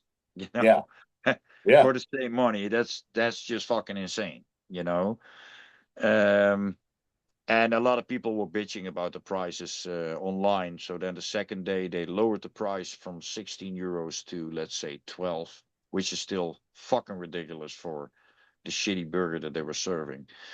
The thing is, now this year there's another Dynamo Fest, and because we went there, and I didn't really like it. It's on the old ice skating track. The sound kind of really sings around, which is not that nice. But what they did is that halfway the field, they had a whole bunch of speakers. So not like when you want to sit somewhere where it's a little bit more quiet, you go more in the back. No, because they have another set of speakers blowing the sound from the stage further to the back of the area. So you have kind of a mix with an echo of two sounds. So you're Mhm. getting crazy because of that. I didn't like it at all. Um, but now I saw that they were selling tickets, and you could also upgrade your ticket to VIP. And I was like, okay. What they have a VIP deck, which means if you have an upgrade to VIP, you can be on the VIP deck because there's more seats, because there's barely seats on the festival. In the back they got a few benches, but immediately when the festival opens, they're taken, and you got to stand the whole fucking time, or sit on the floor, whatever. But when you upgrade to VIP, you kind of have a guaranteed seat on the VIP deck. They have their own bar, and their own toilet, so you don't have to stand in line for a long time. Okay, so they're admitting that they have long waiting lines for that shit. Mhm. fucking do something about it, you know? And Yeah, it's like, yeah. okay, so now you got a festival with, let's say, 15,000 people or 20,000, I don't know how many people fit in there, but we have first class and we have second class. That's how far we made it in the metal scene. Back in the day, we didn't have that. You know, you went to a festival, you were even in a band, so you could come backstage, or you were a visitor, and there was no differences in visitors. You want to stand up the front, you make sure your ass gets there soon enough so you can see the band up close, and otherwise you have to squeeze your way in, you know, whatever. But now, you know, if you want to see where the dipshits are, just watch to the VIP deck, you know, and that's where all the fucking losers are. And the people with a lot of money that are like, hey, look at me, I'm on the VIP deck. I got a better view on the stage than you. Well, but do you think the reason it's like that is because metal music as a whole is getting, I mean, it's more popular now than it was 20 years ago. So I'm not going to say it's mainstream, which I guess some of it technically is, but it's getting more to the status to where it's, closer to mainstream just by popularity. And with comes anything mainstream or popular or just higher numbers, there now becomes money involved. I see it really simple. Right now, someone comes up with an idea, and the average response is like, oh, that's a cool idea. Oh, yeah, let's do that. And back in the day, there were more people who said, like, fuck no, we're not going to do that shit. Mm. Fuck this. That's not metal. Fuck it. We're not doing it. Boom. It's a But again, mentality yeah, thing. it was more limited diehard fans now. Again, like as you see, dude, you go to a metal show now, it's an absolute fucking joke. Like it's just like, I mean, I call it all the time. Like, what is this guy doing here? It's not. Again, I'm not. At the end of the day, I'm this old guy. I don't really care. But you just see certain people. I'm like, do you even listen to death metal, dude? Because you sure as fuck don't look like you do. Yeah. Do you Yeah. know what I'm It saying? Like, changed. do you get? I'm, And at, you know, at least people who come to the show, you know, they're there. They're, you know, so you can bitch at them and they might look crazy and whatever. At least no, they're no, no. I know, there, I get you that. But know? what I'm saying is, do you think it's those type of people coming in? It's more basically more and more normies coming in the Yeah. scene, and they're the ones almost kind of like calling these new shots, as opposed to like you said back in the day. Fuck no, that's not a Mhm. good idea. Mhm. Where it's kind of like these normies coming in, like, come on, guys, let's all hold hands and sing Kumbaya and play together, and like, let's do Yeah. this and that, and like, Yeah. Yeah. And all of a sudden, yeah, like all the bands have to be inclusive. No, mhm. they metal should offend as well. So nothing has to be inclusive. Do whatever the fuck you want, you know? Yeah, that's what I'm saying. Like, so it's like And there's these, certain, yeah, there are certain principles or freedoms that, you know, people don't really see anymore, you know. And also the whole fact that, you know, you're not doing this for money or whatever, but once they smell it, then they sure as fuck are loving it, you know, with yeah, all the VIP upgrades and all the this and all the that, you know. Instead of doing a VIP upgrade, you know, just step up your fucking game. Make sure it sounds right. Make sure it's a good festival for everyone, you know, and that there's not a difference between people with more money or less money, you know. It's like, oh, there's mhm. the poor people and there's the rich kids, you know. Fuck that kind of bullshit, you know. That's what we are against, right? In metal. That's what we don't like. You know, It's funny. I don't know if like our fest, like Maryland and shit, have that or not, because I'm in the vendors. Like, I don't even know. To my knowledge, they don't. I don't know. I got no clue, but I wouldn't be surprised if there's more sheep who follow the herd, you know? Because once something becomes a trend and there's money in it, then you see more people doing it and then it becomes normal, you know? Just the same thing with crowdfunding bullshit, you know? I never understood the whole crowdfunding thing, you know? Fuck off with crowdfunding. If, you know, I'm not gonna pay you a dime unless I hear, you know what you're gonna do, whatever. Just record an album, you know, work for it. Bust Oh, your ass off, you know? crowdfunding. That's like the same thing as a GoFundMe, isn't it? Yeah, GoFundMe. I don't know. Yeah, yeah. We need money to record an album. Yeah, work. I did it Yeah, too. that's completely ridiculous. Yeah, work. And with all your band members put money together. But what do they do? No, they start with a band. They get like $200 with four people, and immediately the first thing they do is split it up. Everyone $50. Money Yeah, that's gone. stupid. Yeah, no, it goes in a No, band account. exactly. And you do Yeah, shit with it. You build your band up, and it's an investment. You know, yeah, correct. Exactly, 100%. Yeah, dude, that's how we the first 5 years with Hell's Headbangers. The three of yeah. us just put Well, our own personal money in. Everything we sold, we didn't take one penny. We just kept it all in the company. Yeah, the first And five that's how it years. eventually got to the point where it was running itself, to where we didn't have to put Yeah. any more money into it ourselves. Because just let it build up. Like we never took out a bank loan or nothing. We just No. we all worked jobs and we just put our personal money into it. We did the same with Severe Torture, man. And the first 5 years, we didn't pay each other a dime, because we Yeah. never really had costs. And then when we did a lot, we started doing some longer tours in 2002 where we had to take like unpaid holidays from work and all that kind of bullshit.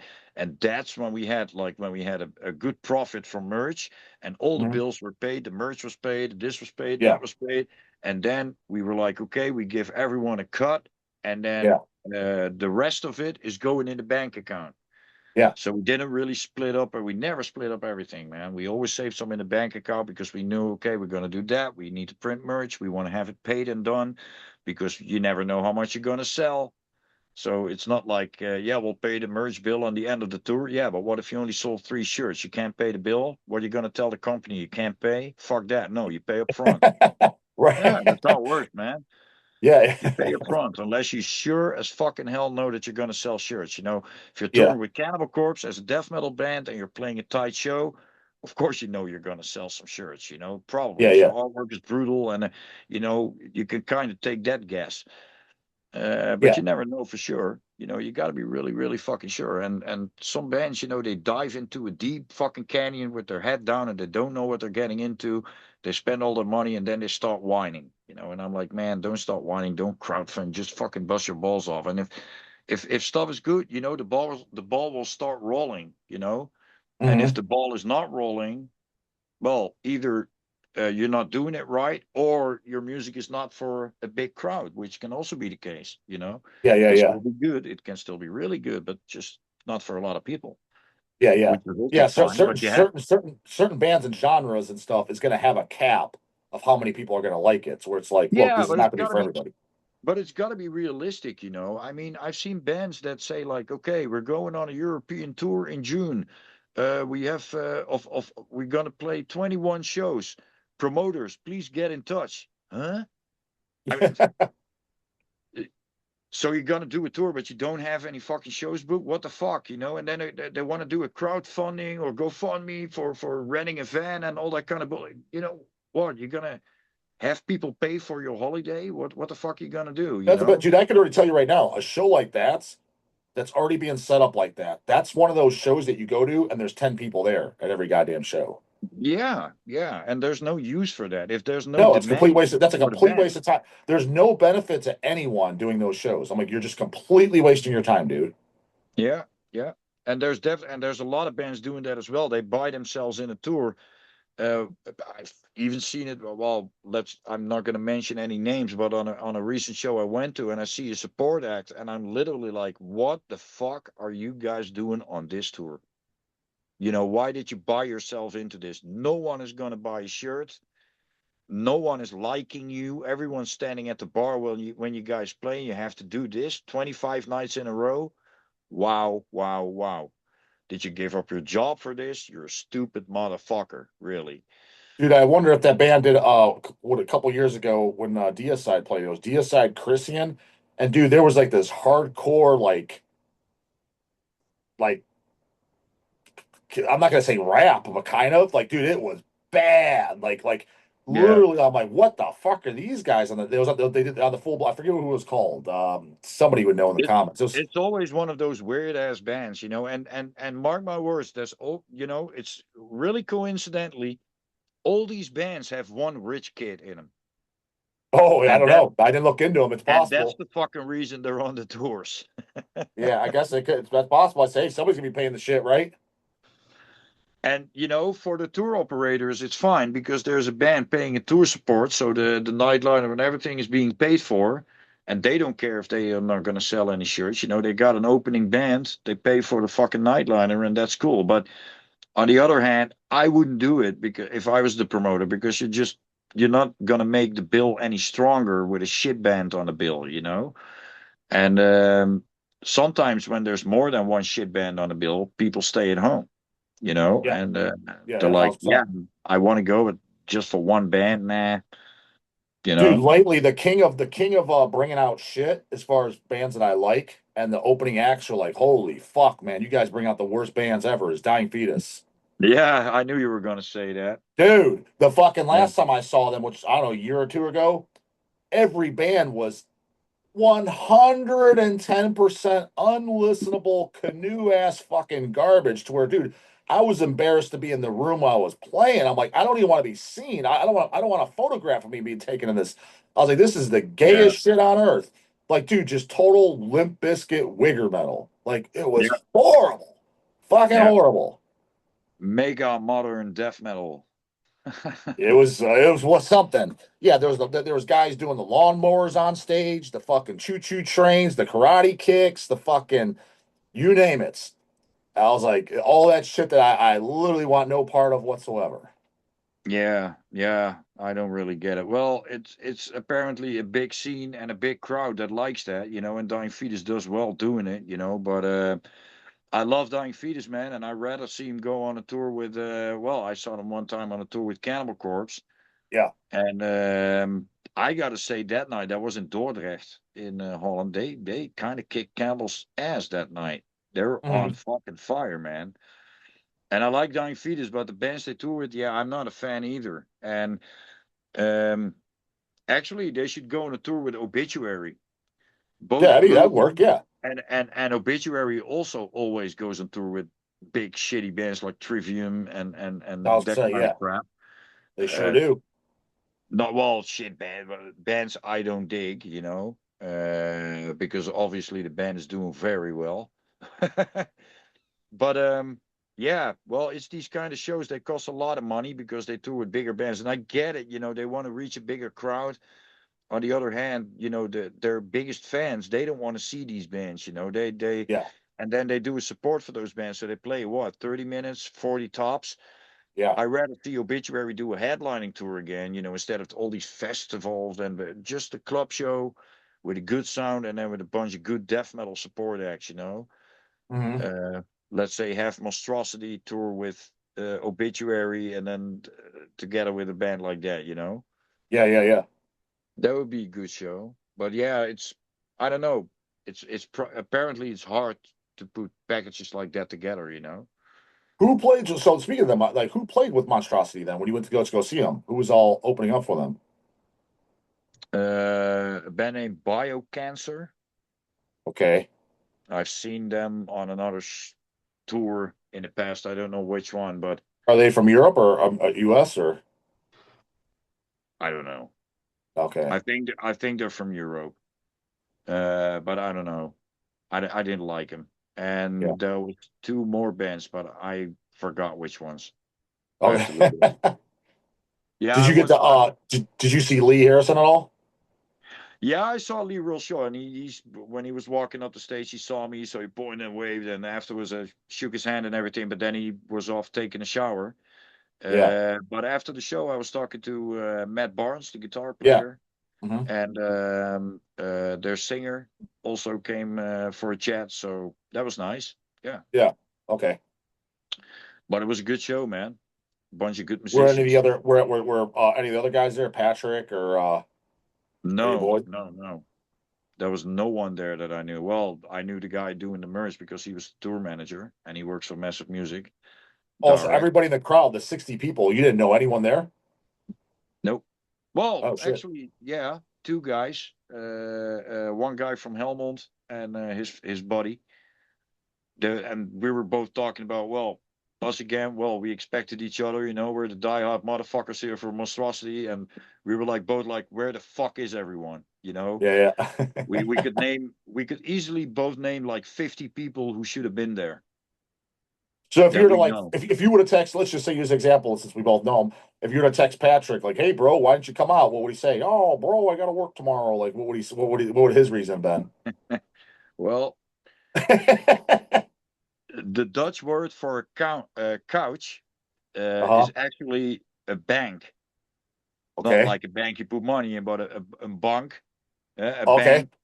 But it has a double meaning here. So it is a bank, like where you put your money in, but it also means a couch. So he told me like, yeah, I'm doing my banking business, but All he didn't. right. he was just like he was just laying on his couch, and I think he texted Thijs like, "Hey, what are you doing tonight? You're gonna see Monstrosity?" He was like, "Nah, I don't think so." So I think it was one of these nights where there were a lot of people considering like, I want to go, but I'll decide on the night, and then yeah, What no day? one What went. day of the week was it? It was a Wednesday. Okay, okay. But dude, the entrance price, there was four bands. The entrance price was 22.5 euros. So there was no fucking reason not to go there. Yeah, yeah, 22 euros to see Monstrosity play. I mean, yeah. come on. And was it at a good club? Yeah, Hall of Fame in Tilburg. That's like after 013, it's the best club. Was that the club you recommended me if I did my show there? That was it, Yep, right? I was gonna say sounds yep, familiar. Okay, yeah, definitely. Yeah. yeah. And how far is that from Patrick and Tice, like drive wise, or like for them to get there? Within half an hour. Oh, okay. So they had no excuse. 15 minutes by train. Yeah, and it's right next to the train station. Do they take Like, do those do either one of them drive either, or they just use yeah, train? yeah, they both drive. Yeah, but Okay, Thijs comes from Breda, so for him it's actually only 10 minutes by train. okay. He lives But even how long closer does it than take me. him? How long does it take him to get to the train station from his house? I don't know. I don't know. But for me and Patrick, it's like a, I don't know, 50-minute walk. Okay, So I even okay. walk to the train station. I don't even take my bicycle for that shit, man. It's like Hmm. 10 minutes Yeah, from my okay. house. Yeah. Yeah, So, yeah, but we drove there. My wife drove, and we don't really drink. So, yeah. yeah. Your wife don't drink at all either? Nah, she likes these 0.0 beers. And when she's driving, she's not drinking at all. So she likes a beer every now and then, but just So every she just now and smokes. then. She just smokes cigarettes. Yeah. Yeah. Do you guys are you allowed to smoke cigarettes in the clubs over there? No, not inside. Okay, it's same. No, Okay, no, no. That's been forbidden for years now. yeah, same for us. Yeah, I didn't know because I know just in Europe it seems like more people smoke over there still, so I didn't know if that's a thing that they kept going. No, that's not Europe. That's Mexico. Is it? Oh yeah, Oh, as far man. as inside. Oh yeah, still. I mean, well, not. I don't know about now, but I remember when we couldn't smoke anywhere inside, and we went to Mexico, and that was 2007, so almost 20 years ago. There was still ashtrays everywhere inside. And I think even now, I wouldn't be surprised if in some hotels, whatever, you still have smoking rooms and everything. Yeah. Yeah, Mexico, I wouldn't be the least bit surprised. Yeah, Colombia too, and a lot of those countries, I wouldn't be surprised. And it's way, quite honestly, I like it. It's way more relaxed. Do you have you ever been to Colombia? Not Colombia. No, no, No. not Okay. me. Okay. Yeah, I figured you guys would Uh, have played there at least once. I've been to Mexico and Brazil. In Brazil. Yeah. Okay. Yeah. And that's all the South American countries I've been to. And you've never been to Japan or Australia? Mm-mm. I'd love to go to Australia, but the wife doesn't want to come. She hates spiders. Dude, So I don't know how the hell you guys like even when you were in Severe, like how you guys never got invited to Japan. Because especially with like Naru from Obliteration Records doing shows and stuff over there. He's in yeah, but obliterated seat. that's I think the answer is pretty easy. Japan, they want what I was always told that they want some kind of exclusivity. So when you release your album in Japan with an exclusive song, that will raise the chances, at least back in the day, that you will get booked over there. But of Hmm. course, you know, I think we always had some fans over there. Hmm. But it just, I don't know, never really got a good serious offer. And the same for Australia. And Australia is, of course, a bit harder because it's even Yeah. further away and more Yeah. expensive to get there. So no, we didn't. Yeah, we never really got a good offer to do that. So unfortunately, because I'd love to go there. Yeah. Big interest. I've never been to Asia and never been to Australia. So Yeah. yeah, Now, I think that. since you've been out of the band, has Severe Torture ever gone there? To either one? No, no, no, not to those countries, but they've been to Colombia. And did they go? Oh, they've been to Malta. I've also never Malta. been Holy there. shit. Yeah, the land of beheaded. Yeah, I just didn't think there was much of a scene at all there. Like, you know what I mean? Yeah, they got the Malta Deathfest every year. Oh, okay. I think it's actually the guys in Beheaded organizing it. I mean, because they're probably the only goddamn metalheads there, other than some fans. Yeah, it's even in a living room. It's not even in a club. It's just in the garage. No, no, I'm kidding. No, it's not. It's of course it's not a big festival for like 5,000 people, but from what I've seen, it's like a good fest. You know, they got somewhat of a scene going on there. So what are So they, when the boys came back from playing Malta, what did they say about it? Did they say it was cool there? Or yeah, yeah, yeah. From what I heard, it was a good show. but I mean, So just in general, like being there, is it like really poor country? Is it kind of like scary to be in, kind of no, shady? no, Like, no. Malta is not really poor. oh, okay, No, it's a European country also, so because it's just when doing I think pretty of it, well. because like when I see countries like that, it's funny because we just shipped there the other day, but we rarely ship there. And I'm just like, Yeah. oh shit, is this gonna even make it? Because I don't know. If I don't know a hell of a lot about it, I just assume it's kind of like a third world country. No, no, no, no, no. That's not. No, Malta is definitely not a third world country. No, if Malta is a third world country, then Spain is as well, you know. Oh, okay, But okay. but it's not. Well, I can tell you this, dude. We don't ship there much at all, and that does mean something because like we Yeah, well, Spain and hot yeah. like, dude. I can tell you right now in our system right now, just to give you an idea, right here of brand new orders I need to print that'll be printed out tomorrow. I have two orders in front of me that are going to the Netherlands, and that's like Yeah. normal. But I But I don't mean, I think you don't. ship a lot. I don't think you ship a lot to a country like Luxembourg. No, we don't, but we have. Same thing. Yeah, Yeah. but I would think the same thing. If someone's like, "Hey, there's Luxembourg Death Fest," I'd be like, "What the fuck? Yeah, Yeah, is anyone gonna be but there? but Luxembourg is far from a third world country. Is it They're super doing rich pretty too, where it's well. just a little island?" No, no, it's actually it's attached to um Belgium.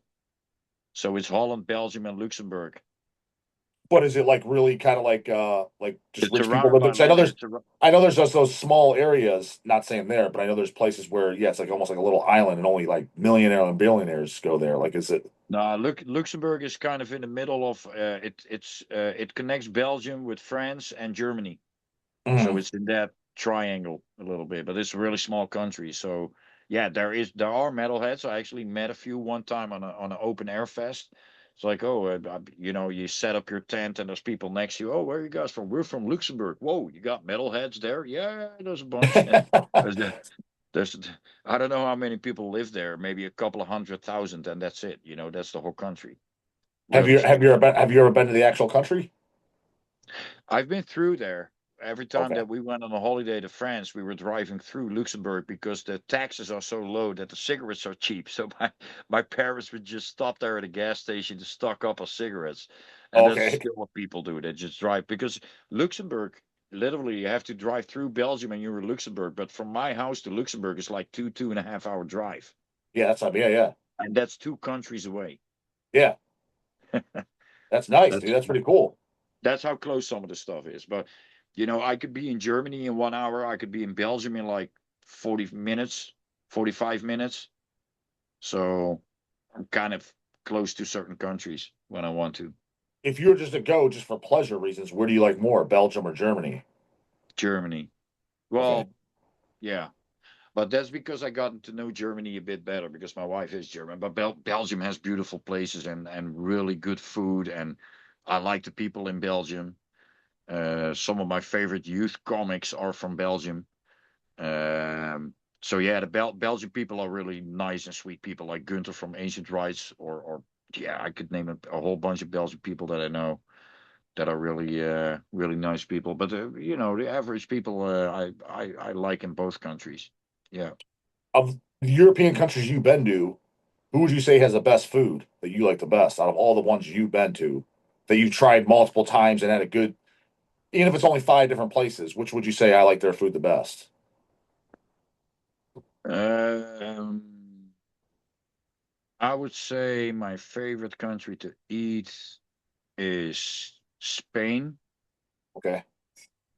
and then Portugal, Hmm. and then Germany, Czech Republic. has some really good food. It's funny you say because most people say when, at least over here in America, if they think best food, they're going to say either Italy or France. Now they're Yeah, usually saying that ignorantly because I think that's just they're regurgitating what they heard. But that's yeah, usually if you're to ask an American like which European country has the best food, guarantee they're going to say either Italy or France.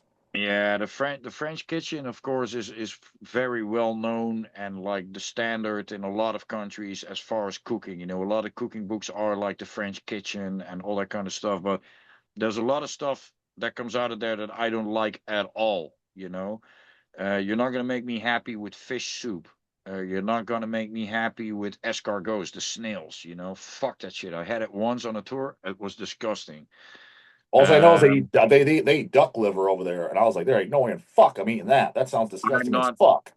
I'm not eating goose liver at all because they put a tube in his throat and just stuck the food in there to make it fat. It's Oh, make a it's fatty liver. Yeah, yeah, it's yeah, completely animal cruelty. yeah, And yeah. I don't see a use for that, and they do that with a lot more of the animals, and I don't know, man. It's a lot of the stuff is just disgusting, the same with quiche, this kind of cake with vegetables in it, and you eat it Oh, I cold. saw it. I didn't even try it. I saw it. I'm like, that just looks gross. It looks like fucking uh, vomit the next day when it became hard, like some kind of cookie. Ah Hmm. man, it grosses me out. But on the other hand, France does have some really good stuff. Like, I mean, the baguettes, the bread in Yeah, France that's really good. Yeah, yeah. is unfucking matched. The salamis with garlic in it, unmatched. Some of Well, the what I French noticed, cheeses. did you notice this too? What I noticed in France is the foods that I eat on a regular basis, normal foods to me, whether it be steak and potato, chicken, or even their pizza, basically foods that are normal to me as an American. When I had Yeah, them over there, I'm like, okay, their recipes they're using for this is really good. But the shit that they're yeah, known for, this like we are talking about the goose liver and shit, I'm like, the stuff they're kind of known yeah, for, I'm like, I refuse to eat this.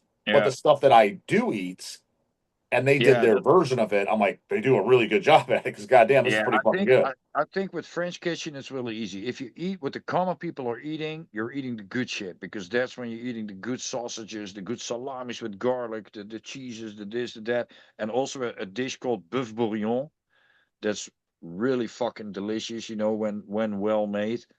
Um, but all the other stuff, what they're well known for, is more the exclusive rich people stuff, like oysters and all that other, Oh yeah, yeah, yeah. I knew that. Yeah, for sure. But to me, and that's the same with wine. To me, that's just disgusting. I don't. I also don't like wine, red wine. I think it tastes disgusting. And they say, yeah, you have to learn how to drink it. Well, I'm 49 years old. I still haven't learned it.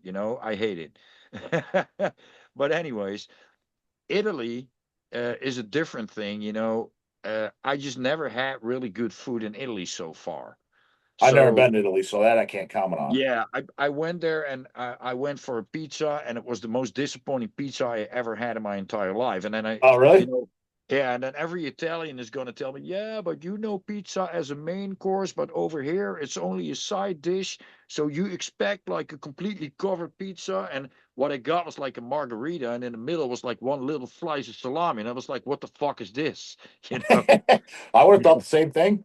Yeah, did it fall off or did the topping run away? Was it still alive, bro? Well, but did you okay? So that, but did you ever get pizza in France?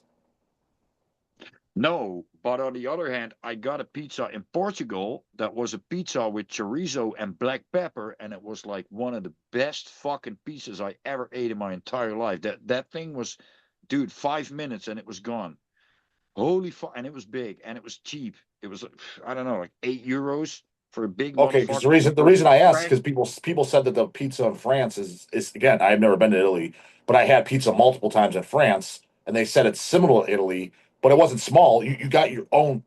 Everyone gets their own pizza, but it was a meal, and it was good. It's the really thin brick oven crust, but Yeah, it had more than one pepperoni on there, and no, it yeah, was good. But it's definitely the I guess the Italian way because it's not like American yeah, like Pizza Hut, Domino's. It's not that style at all for sure, but it was yeah, good. And people say, yeah, this is the way it is in Italy. But you just said Italy yeah. sucked. But Well, I just remember the one that I had in Portugal that even beat Domino's and all that crap. That yeah, was really a good one, and it was.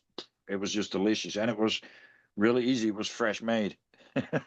So But when you came here to America, and then you had American pizza and a very Americanized, like not a yeah. somebody that's trying to make Italian style. Let's just say it's purely like a Marco's pizza or some shit. Did you Yeah. like it? Oh, of course. I mean, Okay, I okay, like fast food. I had the pizzas with burger and sausage on it, and all yeah, that kind of okay, stuff. yeah, yeah, okay, I love them. yeah, yeah. And especially, I gotta say, Domino's in the States tastes a little bit better than the Domino's over here because they put more herbs on it. It Oh, was way okay. more, yeah, there was way more spices on it when I had it in Texas. So, but we got Domino's here, but it's all right. It's okay. Is that the only Americanized pizza place you have is Domino's?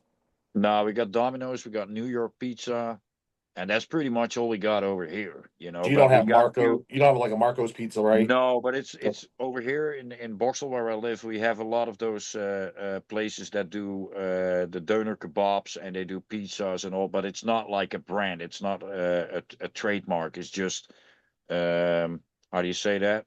Just a one place thing. like we call them like mom and pop chains. Yeah, but As if they're it's a just one on off their thing. own. We just call we call them mom and pop shops because it's like a family business. You know what I mean? Yeah, It's not a exactly. corp. Yeah, So there's a few of those, yeah. and then there's a Domino's and a New York pizza. But I don't like the New York pizza shit, man. Tastes like rubbish. I I didn't we don't have that here in Ohio. I mean, I'm sure we have some places, but I didn't have that, and I never actually been in New York City to where you get the fucking big ass slice.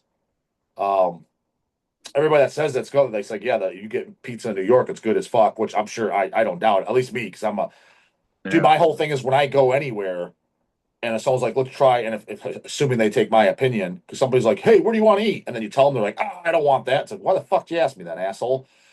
But if they do take what I want, I want to try whatever pizza place you have that we don't have. Like that's my thing.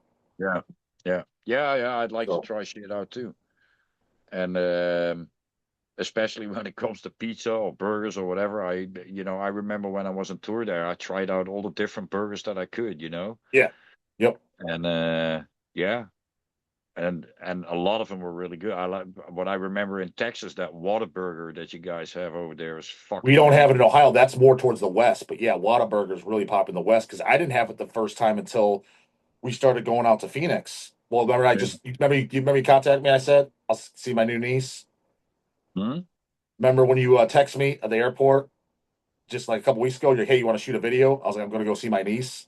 Oh yeah, That's out in Phoenix, Arizona. So we go there like twice a year, and that's I mean that's really far from Ohio. I'm sure you know the demographic well, but so that's yeah, far west, and that's when I first had Whataburger because they have them yeah. there in New Mexico, Texas, California. But over here to more east Ohio, we don't have. I'm surprised they haven't migrated here, but because I hear they're extremely fucking like booming over there. Yeah. And did you get the triple Whataburger, the big one? No, I didn't get that. I think I got a double burger. No, I don't think I got a I got triple. the triple. I was like, okay, a triple. I never saw that before. Well, yeah, Wendy's, but Yeah, yeah. I've had a I triple burger, but generally speaking, doubles my max because it's too much meat to bun, and a lot of times the bun gets soggy if it's not a big enough bun. I remember I got the first triple Whataburger that I got was with Sean Whitaker from Viral Load, and he was driving us to Austin to John Zig's house, and I was hungry as fuck. And I ordered that triple. I ordered that triple Whataburger. I finished it within 3 minutes. Was it good? Where? Oh yeah. And Sean was like, "Dude, bro, you got that whole burger inside you 3 fucking minutes." I was like, "Yeah, man, it was good." Yeah, remember you So guys sent me. Because I forgot. I actually talked about an episode. I remember. I was, oh yeah. I was like, I got to re-ask Seth if you have his email. Send it to me because I want to put that viral load shit out. oh yeah, I'll look it up for you. Because I never had his contact. I've only. I mean, hell. I probably met Sean the year the Deathfest year. When you guys play? Did you play with Viral Load or Insidious Decrepancy? Because Yeah, he that's was opening up the yeah, first that's the year year. that we played. That's the only year. That's when I met Sean. I met him briefly, and that. Yeah, So you remember how long ago that was? He doesn't remember me. that was in 2001. Yeah, yes, they And play. I couldn't remember what year they played, but that's the only time I've ever I seen his stuff and I met him. remember that very well because we were all like, "What's that guy gonna do in his own on a stage Yeah, with a bar stool next to dude. him with a drum I have computer photos that on we it?" took. I have And photos that we took. He's just standing there by himself. Yeah, with a Yeah, bar stool and his drum computer on top, and then he yeah, starts playing, and we were like, "Holy fucking shit!"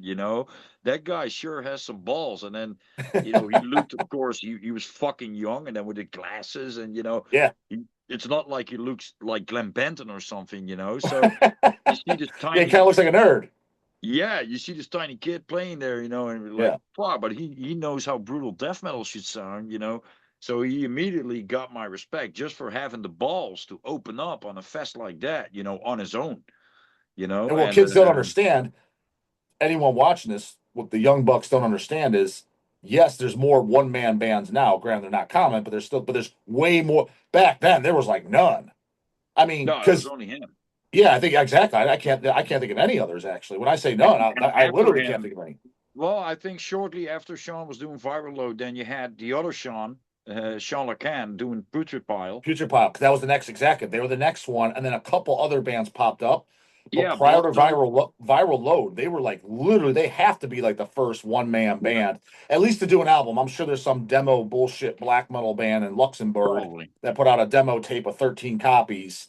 Bro, in 1992, this guy did whatever, bro. No one knows what the fuck that is. I'm talking about a band that actually did a record and played live. He's got to be the first And one. play.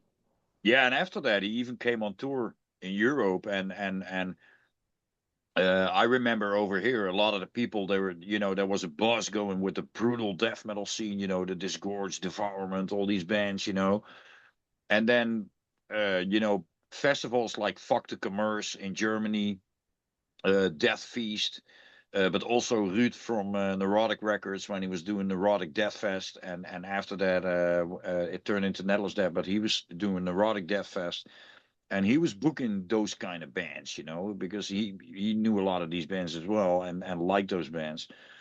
So then Sean Whitaker, came touring Europe, and people were like, "What the fuck?" And then that's when brutal death metal really got lifted in Europe as well, with When bands like Sean that. came to when Sean came to Europe, was he doing Viral Load or Insidious Discrepancy? I Do you don't know about remember? the first time. I think Viral Load, but that's a guess. I know he also did Insidious Discrepancy. I also That know was he that did was after, Viral Load. yeah. And I also know he did Viral Load with a full band because Hmm. they were staying at my place That I when did they know. I played didn't on know. road. I thought Viral Load he always just did alone. No, not always. He had a full band, and there was a couple of guys in it that played for the band Uncleansed. Oh, I don't The know that. No, drummer, no, yeah, the drummer no. Daryl, he played for Uncleansed. He was in Viral Load, and also John Hull. He plays for Gorgasm now. Okay, yeah, But yeah, yeah, yeah. and he also has a one man project, by the way. I think Sadistic Butchery or something like that. I'm Oh, the not name sure. sound that name sounds very familiar. Yeah, but he's a cool guy. Actually, it's John Hull and Daryl that taught me how to make American burgers.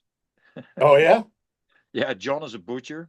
He has a yeah. butcher shop, I think, and they're both great cooks Well, and so cool when they guys. showed you where Yeah. were they just at your house or they showed you in the States or No, no, where you that get? was there at my house.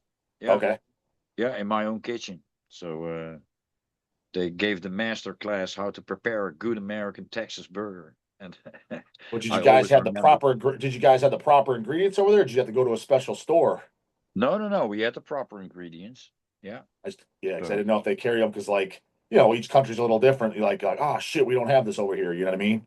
no, it worked out perfectly. And now every time I make them, people are like, "Oh shit, man, how do you do that?" I'm like, yeah, I know the secret. Mm. But yeah, regular burgers over here usually taste like shit. It's actually a shame to say that the better burger that you can buy in Holland is from Burger King or Five Guys, because Yeah, yeah.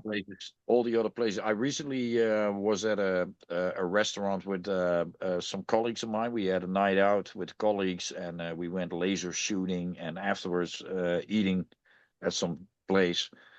And I ordered the burger that they had there, and man, it was completely dried out, super overcooked. I mean, I like a burger well done. I don't want raw ground meat, No, I know. but Yeah, I but don't it like it red still either. Yeah, but it has to be tender and juicy. yeah, yeah. This was dried out like a Dry as a motherfucker. nun, huh? Um, Dry as Gandhi's flip flops. yeah, what else did they? Oh, And then the sauce they put on the burger was barbecue sauce. I mean, Sometimes that's fucking good. Well, that's a called like a Texas. I think it's called. They call it Western style. I actually like maybe 5 years ago, as I tried it, like barbecue sauce with fried onion rings and like cheddar cheese. It's actually pretty good. It's called yeah, they call it like a Western burger here. Now it's not traditional burger, but if you're yeah. switching it up, it's actually pretty good.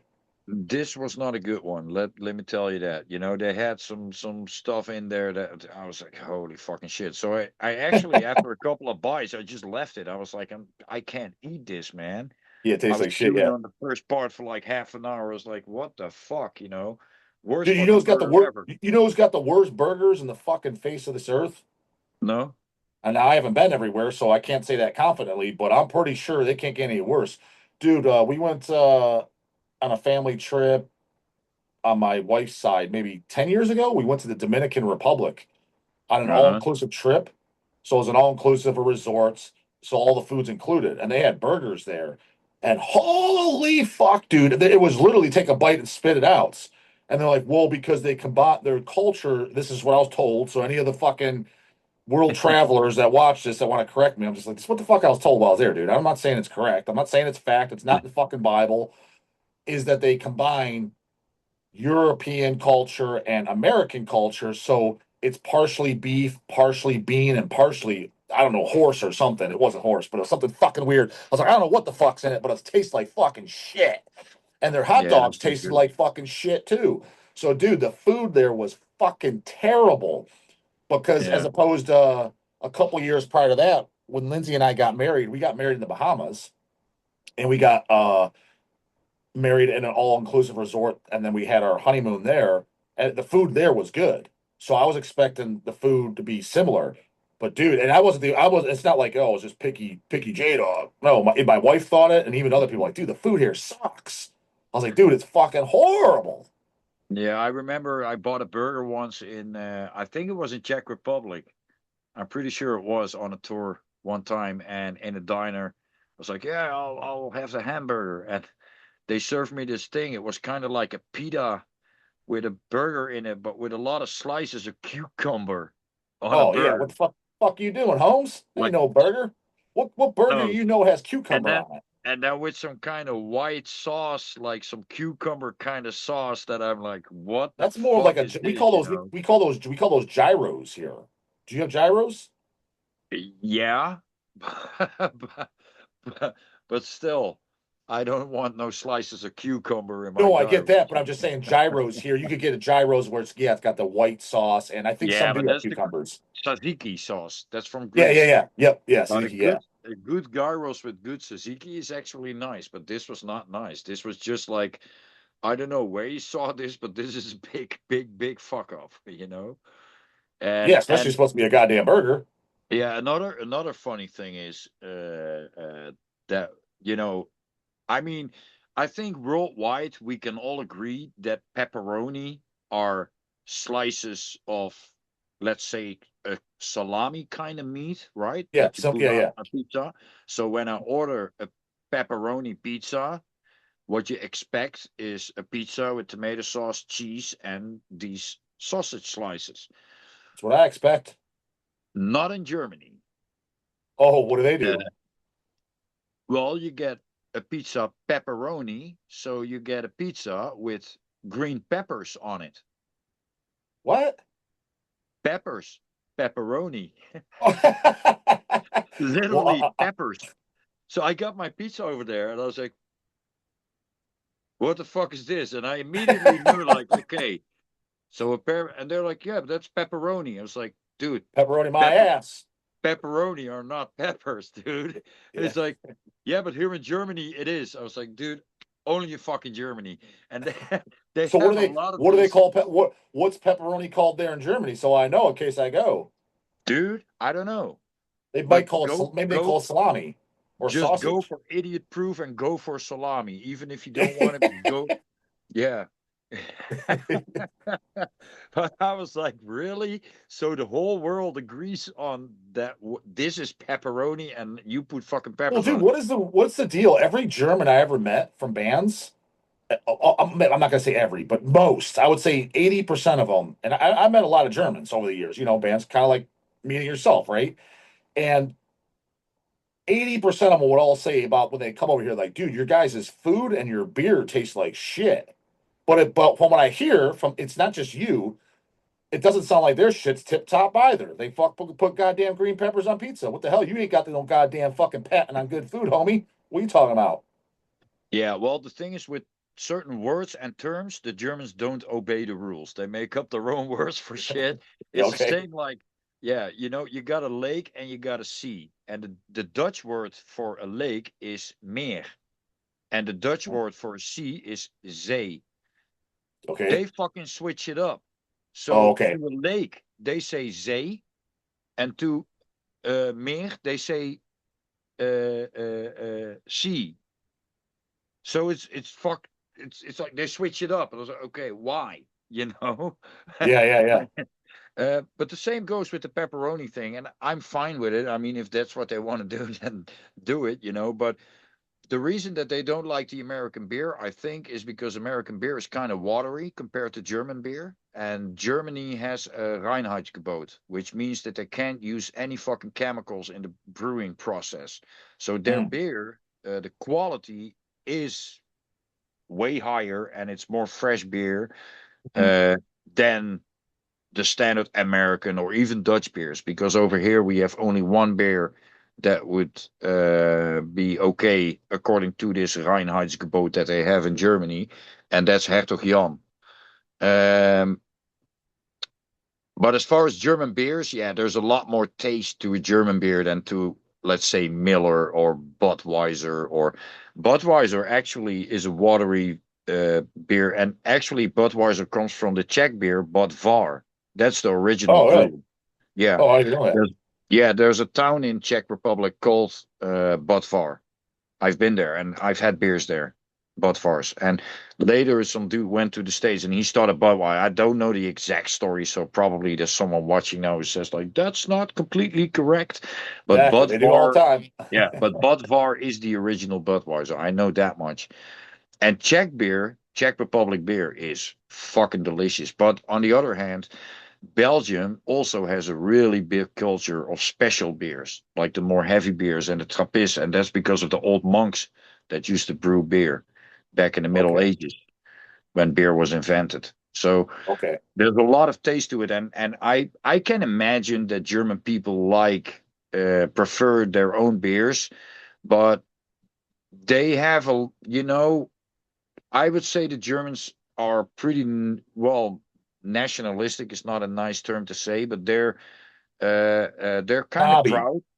No, they're kind of proud of their own culture and also their own food because a lot of the food products they like fresh cooked food.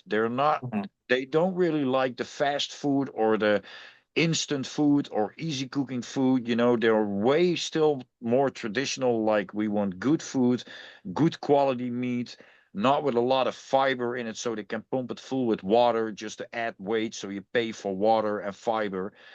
You Mhm. know, shit they do to fuck with you. Uh, and Germans simply don't like that. So they're really fans of the traditional tastes of good stuff. They don't like Dutch tomatoes.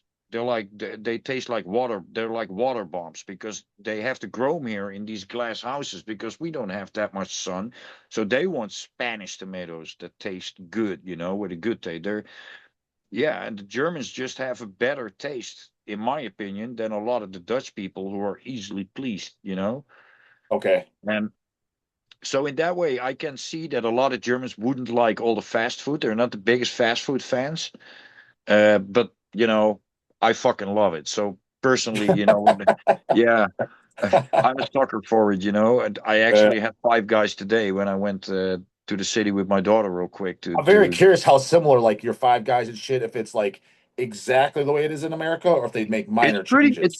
similar. It's just a little less fat. I gotta say, every time when I'm in the States, whether I eat Oh, McDonald's or I always say like it feels like they injected some extra fat in the burger. It's just it's you possible. feel it Yep. dripping in your mouth, and you really feel like your cholesterol's your arteries are closing and Well, shit. You know, you feel the heart attack approaching. You know, well, it's it's a funny nice out of feeling. all. Well, I don't know out of Five Guys, but out of if you look at a McDonald's burger, like the label, the nutrition facts, McDonald's compared to Burger King, the fat content in a Burger King burger is way higher. Like people Yeah, always throw McDonald's on the bus. I'm like, if you just take the patties and get it without cheese and stuff, I was like, the McDonald's burger is nowhere near as high in fat as you. it's Again, I'm not dry as talking about fuck.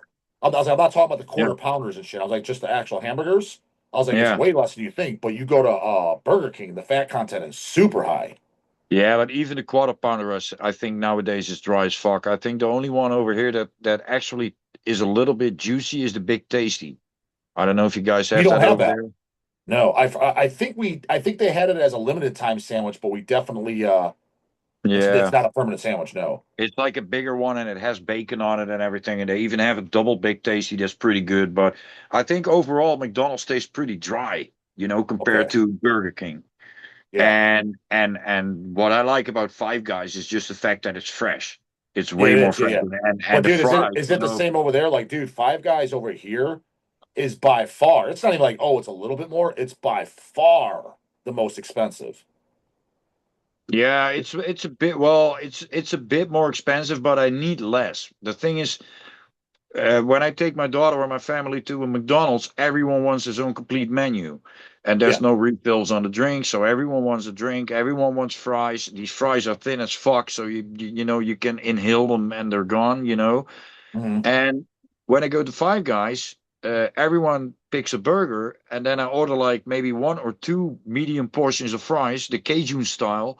But they're thicker fries. They have the skin on, so they fill you up way better. They taste fresh. They're way more delicious. And yeah, the burger is a bit more expensive, but you can customize the shit out of it, and it Yeah. fills you Yeah. up more, and it tastes more fresh. And then usually I take one soft drink and one shake. Hmm. Compared to McDonald's, the whole thing, I don't need four fries. I don't need four drinks because we kind of share a drink and we take a refill on it and we're good. You know, I don't need Hmm. a huge fucking Coke with my burger, you know. Hmm. Um, so money wise, I'll probably on a whole family will spend maybe 15 euros more than what I would have spent at a McDonald's. But for those 15 euros extra, I have way better food. Yeah. Yeah. Yeah. So for me, definitely worth it. You know, it's Yeah. Oh it's no, like the Five Guys quality is definitely better. There's no question. But every time I go way there, better. like dude, if I order like if I just order like whatever normal I would get for myself and Lindsay, dude, the bill is literally like $50, 50. Yeah, yeah, yeah, yeah. I'm Yeah. like, what the fuck? As opposed Today to with my McDonald's, dude. If I was to go to McDonald's, it's like 20. yeah, I today mean, with it's my like daughter, she got a small burger and I got a regular one. So I got a double and she got a single yeah, yeah, one, yeah, and yeah, yeah, yeah. we got one soft drink and then a small portion of Cajun fries just for in the mid-afternoon, you know. Mhm. And that was 35 euros. Okay, yeah, yeah. And I think when we both would have gotten a menu at a McDonald's, it would have been like 30. So Oh, okay. No, so okay. No, you guys are so it's definitely comparable over there. Here, it's yeah, way so more. Like for it's there's a so for massive like price five difference. euros extra, it's like a way better meal, you know. And the fact that the French fries are fresh and everything is way more fresh, you know, I also have the idea that I'm eating better ingredients instead of the shit that McDonald's is presenting, you know. Do they have the all you can eat peanuts when you go in there? No, no, no, no, no, no, no, They don't. no. The Five Guys don't have that. We're still in Holland, bro. So you can't. They don't have. Oh, okay. But I just say I didn't know because it's a franchise. You go in here. No, There's it's just a, still we still need to have a reason to visit the USA every once in a while. So yeah, but the peanuts are free while you eat yeah, but while you wait. they don't give us all the gadgets that you guys have. Yeah, yeah. Oh, okay. I just It's the thought that was same their. when I there's thought a that was movie their coming thing. out, you know, when the next Masters of the Universe movie is coming out, you guys are gonna have all the cool popcorn containers that look like Castle Grayskull and all that Better kind of be. bullshit. Fucking better Yeah, be. we don't have that, man. You gonna go see Masters of the Universe? Oh yeah. Yeah, I'm I, probably I going to too. I just hope they didn't fuck it up, man. Because I like the original with Dolph Lundgren. Saw that as a kid. I just uh, hope that I just hope that it's not. I don't know. I hope they didn't fuck it up because they well, usually do. I think I actually let me check. Oh, you got the DVD? I have the DVD for sure. I think I have it. Let me check this. Yeah, Dolph Lundgren and that's Courtney Cox's first movie. Yeah, I gotta look it up. It's somewhere here. It's Yeah, somewhere here, but I first it's a saw good that probably when I was like 5 years old. yeah. I actually got a bunch of movies today when I was in the city. You went to the city today and bought a bunch of movies? Yeah, I got this one, Night Swim. I don't know if you can see it. I can't. Yeah, yeah, yeah. Now I can. Is that older or newer? It's a new movie. It's from the producers of Megan and the Nun. Oh, The Nun. I think Lindsay and I saw that. I think we saw that one together. Yeah. And then I got this one in the deal, Kingdom of the Planet of the Apes. That's the only one that I didn't have. Is that the newest one? Because Yeah, that's okay, we the didn't. I most. didn't see that one. I wanted to go to the theater to see it because I liked the first. Well, how many are there now? I saw two or three of them. Let me see. There's a lot of them. If you include the old ones. No, Uh, not counting the old ones. I'm talking about the ones they've been doing since the 2000s. Because I've seen, I yeah, think let me all of them. see. The ones I have are. Let me see. There's. This is the one with Mark Wahlberg. I think it's from 2001, when I'm not mistaken. Oh shit, I That's might not just even a seen that. remake or like the first newer Planet of Planet of the Apes. And then I got this box with three of them still in the plastic. That is Rise of the Planet of the Apes, Dawn of the Planet of the Apes, and War of the Planet of the Apes. And then now I got the most recent one, Kingdom. So then I basically have all the new ones. Shit, I'm trying to think. Well, what's the first one that I think of the series I thought which there's the bad ape and he's got the scar and his name's he wants to kill Caesar because he wants to turn all apes against humans. What was his name? Dude, you know I smoke some weed every now and then, right? Yeah, but I don't that's know, like the whole man. premise of that's like the whole premise of the movie.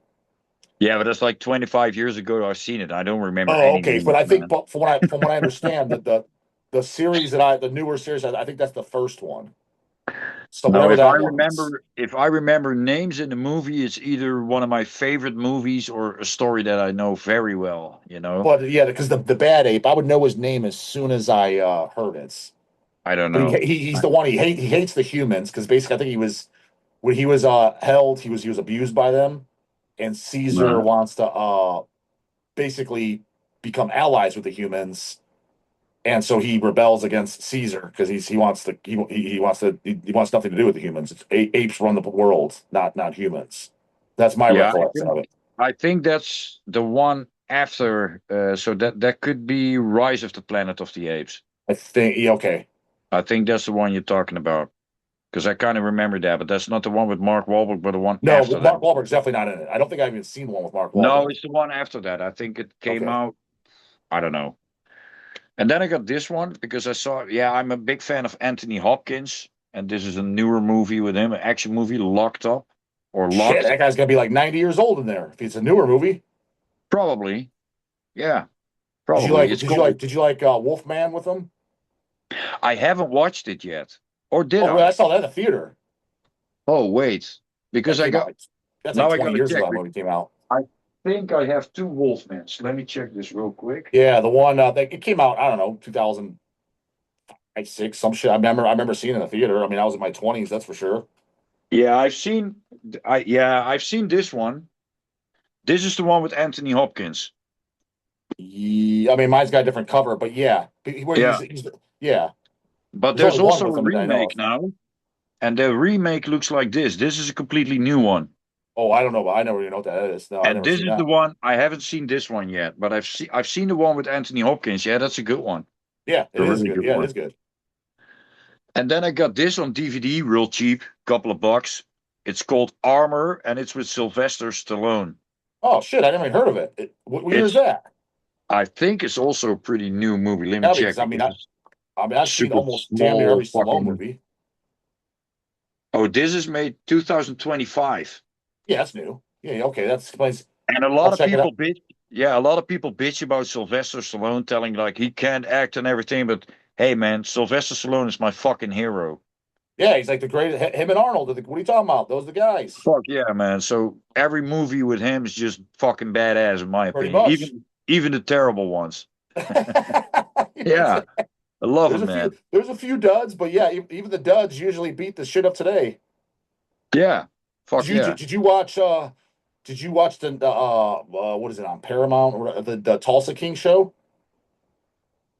The show Tulsa King that Stallone did? No, I don't think I've seen that. Oh, dude, No. that shit's great. There's 2 seasons or 3 seasons. It's just it came out a couple years ago. He's a mobster guy. Oh, dude, you're gonna love it. Oh, I probably. Oh, I have to watch it Guaranteed, then. guaranteed, fucking dude, guaranteed. If you like classic Stallone and he's Oh a yeah. mobster. Oh, dude, it's fantastic. And matter of fact, I don't know anyone that has seen it, well, other than my wife, but she don't count. And I've never seen a man that's seen it and they didn't like it. Like every dude that sees it, like, dude, Okay. this shit's fucking great. Yeah, I still loved the classic actors, like Stallone, Schwarzenegger.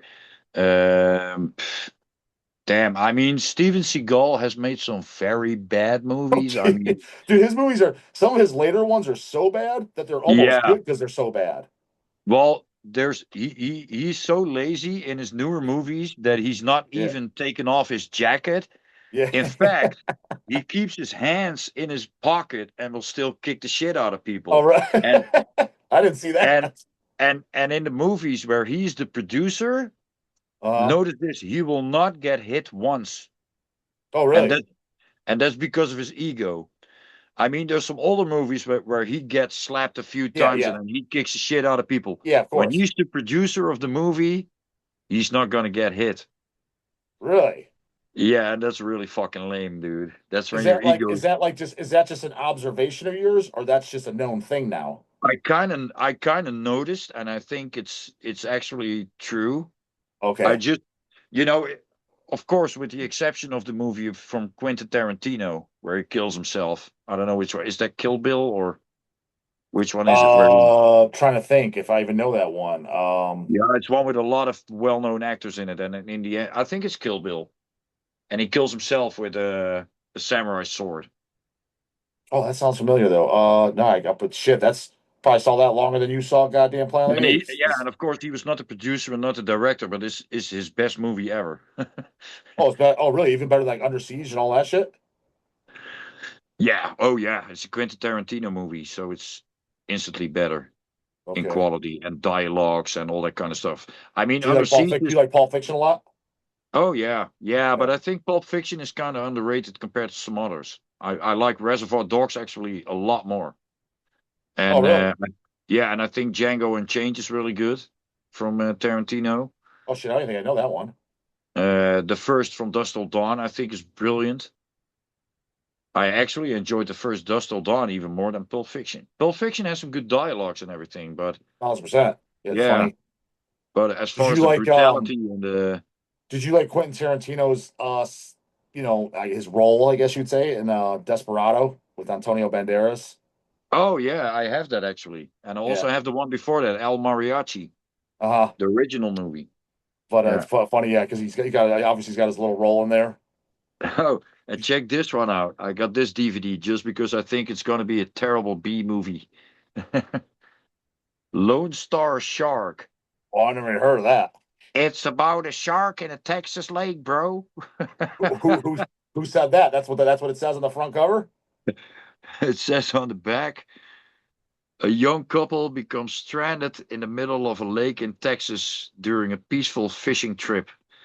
What should have been a fun and relaxing outing turns into a nightmare. The couple is stalked and hunted by a shark released by a group of online hunters. With no way to escape, they must do everything they can to survive on the open water. How Now is cool is that that? older? Is that older or newer? Dude, I got no clue. Okay. Why? What inspired you to pick it up though? The price? Let me see. What is So it? you're kind of like Oh, you'll kind of like check out any movie even if the cover looks it decent. it's a 2026 movie, Oh shit. and it's only 65 minutes long. Oh fuck, that's short as hell. Or is it 85? Let me see. It's small, man. I actually think it's 65, but I can't see Yeah, that's clearly. that's pretty damn Really, short. it's really Maybe it small. maybe they realized while they're recording, man, this is so bad, we got to wrap this shit up. Yeah, or that shark is so fucking dangerous it ate It, everyone he's killed everyone. Yeah, within there's an that. hour. Yeah, he's a lot of victims. Yeah. Oh, and then I got this one. I don't know if you've seen this. Chernobyl Diaries. I never even heard of it. some kind of horror flick about some people going to Chernobyl where there's still radiation and everything, but then they're not alone. I was like, okay. And this is Oh, probably the most terrible that I got. The Demon Disorder. you shit. I never heard of it, man. I'm out of the loop. Just some cheap shit. There were a Now, did couple you of movies watch? that was like, So none of these you watched yet? not yet. No, I got them today. Oh, today. So, Yeah, yeah. You said, yeah, yeah. Okay. so I So got a nice. do you watch a movie pretty much every day? No, no, no, not every day. Maybe Okay, about. I didn't know if like, 'cause some people their routine or ritual, whatever you want to call it, they'll watch a movie before they go to bed. Like for example, Lindsay and I, we lay down and we watch something to go to sleep to. But I fall asleep within 10 minutes, so she just put something on. Um, Yeah, but we do go to sleep with something on because she likes something on, and I just fall asleep. But if we're to yeah, put on a whole, if that's why I don't watch too many movies, because usually when we watch stuff, it's just to go to sleep. I was like, well, I won't get to watch the movie. I'll fall asleep to the goddamn thing. yeah. Well, I got certain times where I watch a lot of movies. Like I can watch a couple of movies a week. Mhm. And then I won't watch any movies for months. And then Oh shit. I'm Okay. Yeah. Yeah. back. Yeah. Yeah, and then I go back to reading or something, you know? Okay. But I don't really mix it up for some reason. So when I'm really into reading, I don't watch any movies because I don't want storylines to cross and because I don't read Yeah. a Yeah. book in one day, obviously, Yeah. you Yeah. know? Um, Well, when you're watching some of these movies by yourself, what's your wife doing while you're watching these? oh, we can watch in different places. So when I watch horror movies on my own, I watch them here in the attic. And she can Now, watch whatever she wants downstairs. when you're watching them alone, are you watching them alone because she sees them and she's like, I have no interest in watching this bullshit. She's completely not into horror, so Oh, I'm okay. I'm just lucky that my daughters are getting into it, so I can watch it with them. Okay. Okay. Yeah. Yeah, Yeah. That's and actually, she to be honest, watches other stuff another because reason why I don't watch nearly as many movies as I probably would have is a lot of the shit that I like, Lindsay don't, and vice versa. yeah, You know what I well, mean? yeah, but that's okay. I mean, we don't have to watch everything together. I mean, there's always an overlap of stuff that you both like. I mean, what I like a lot is movies like Troy and Braveheart and Gladiator and all these Yeah. Yeah. Yeah. costume historical action movies. My wife loves that too. Yeah. Yeah. A good Western movie like 310 to Yuma or whatever, we can enjoy that. Or Dances with Wolves is one of our favorite movies. What Uh, does your wife like? Does she like Arnold and Stallone too, or no? Depends on the movie, I think, but yeah, she kind of likes them. Because Yeah. my wife likes Arnold, but she thinks Stallone's terrible. I'm like, he ain't terrible. He's awesome. Oh yeah, he's fucking awesome, man. Like she put it We this way, the Tulsa Kings, I had to squeeze those in when like she's like, let's say she's making phone calls to her mom or something, because I watched all those by myself. She's like, this guy's horrible. I was like, this Yeah, and guy's even awesome. even those later Rambos were fucking badass, man. Sure. Now I will say this: she took it for the team. She went to the theater with me for those. The Rambo's is Yeah, like, I was like, I don't care what you're saying. You're sucking it up. We're going to see goddamn Rambo. Now she didn't argue with that because she kind of knows, like, well, kind of got to go see that because yeah. I grew up on that shit. So she knows, like, Same yeah, here, man. And I love the fucking concept that they did. They did the same thing just again that we all like, hey, Rambo, you want to fight us? No, man, I ain't gonna do it. You want? No, man, you gotta fight us. No, I ain't do it. I'm retired. No, you gotta do it. No, man, I'm not gonna do it. Well, we're gonna kill your daughter or granddaughter. I'm doing it. Give me your gun. And then he goes berserk. yeah, We yeah. fucking love it, man. I mean, and then there's people who say like, yeah, well, I think the storyline sucks. No, man, it's finally a storyline I get, man. I've been watching some movies where I'm like, what the fuck is going on here? What am I so dumb? Why I'm don't fucking I confused. get it? I think I'm a pretty intelligent dude, but even with some movies, I'm like, what?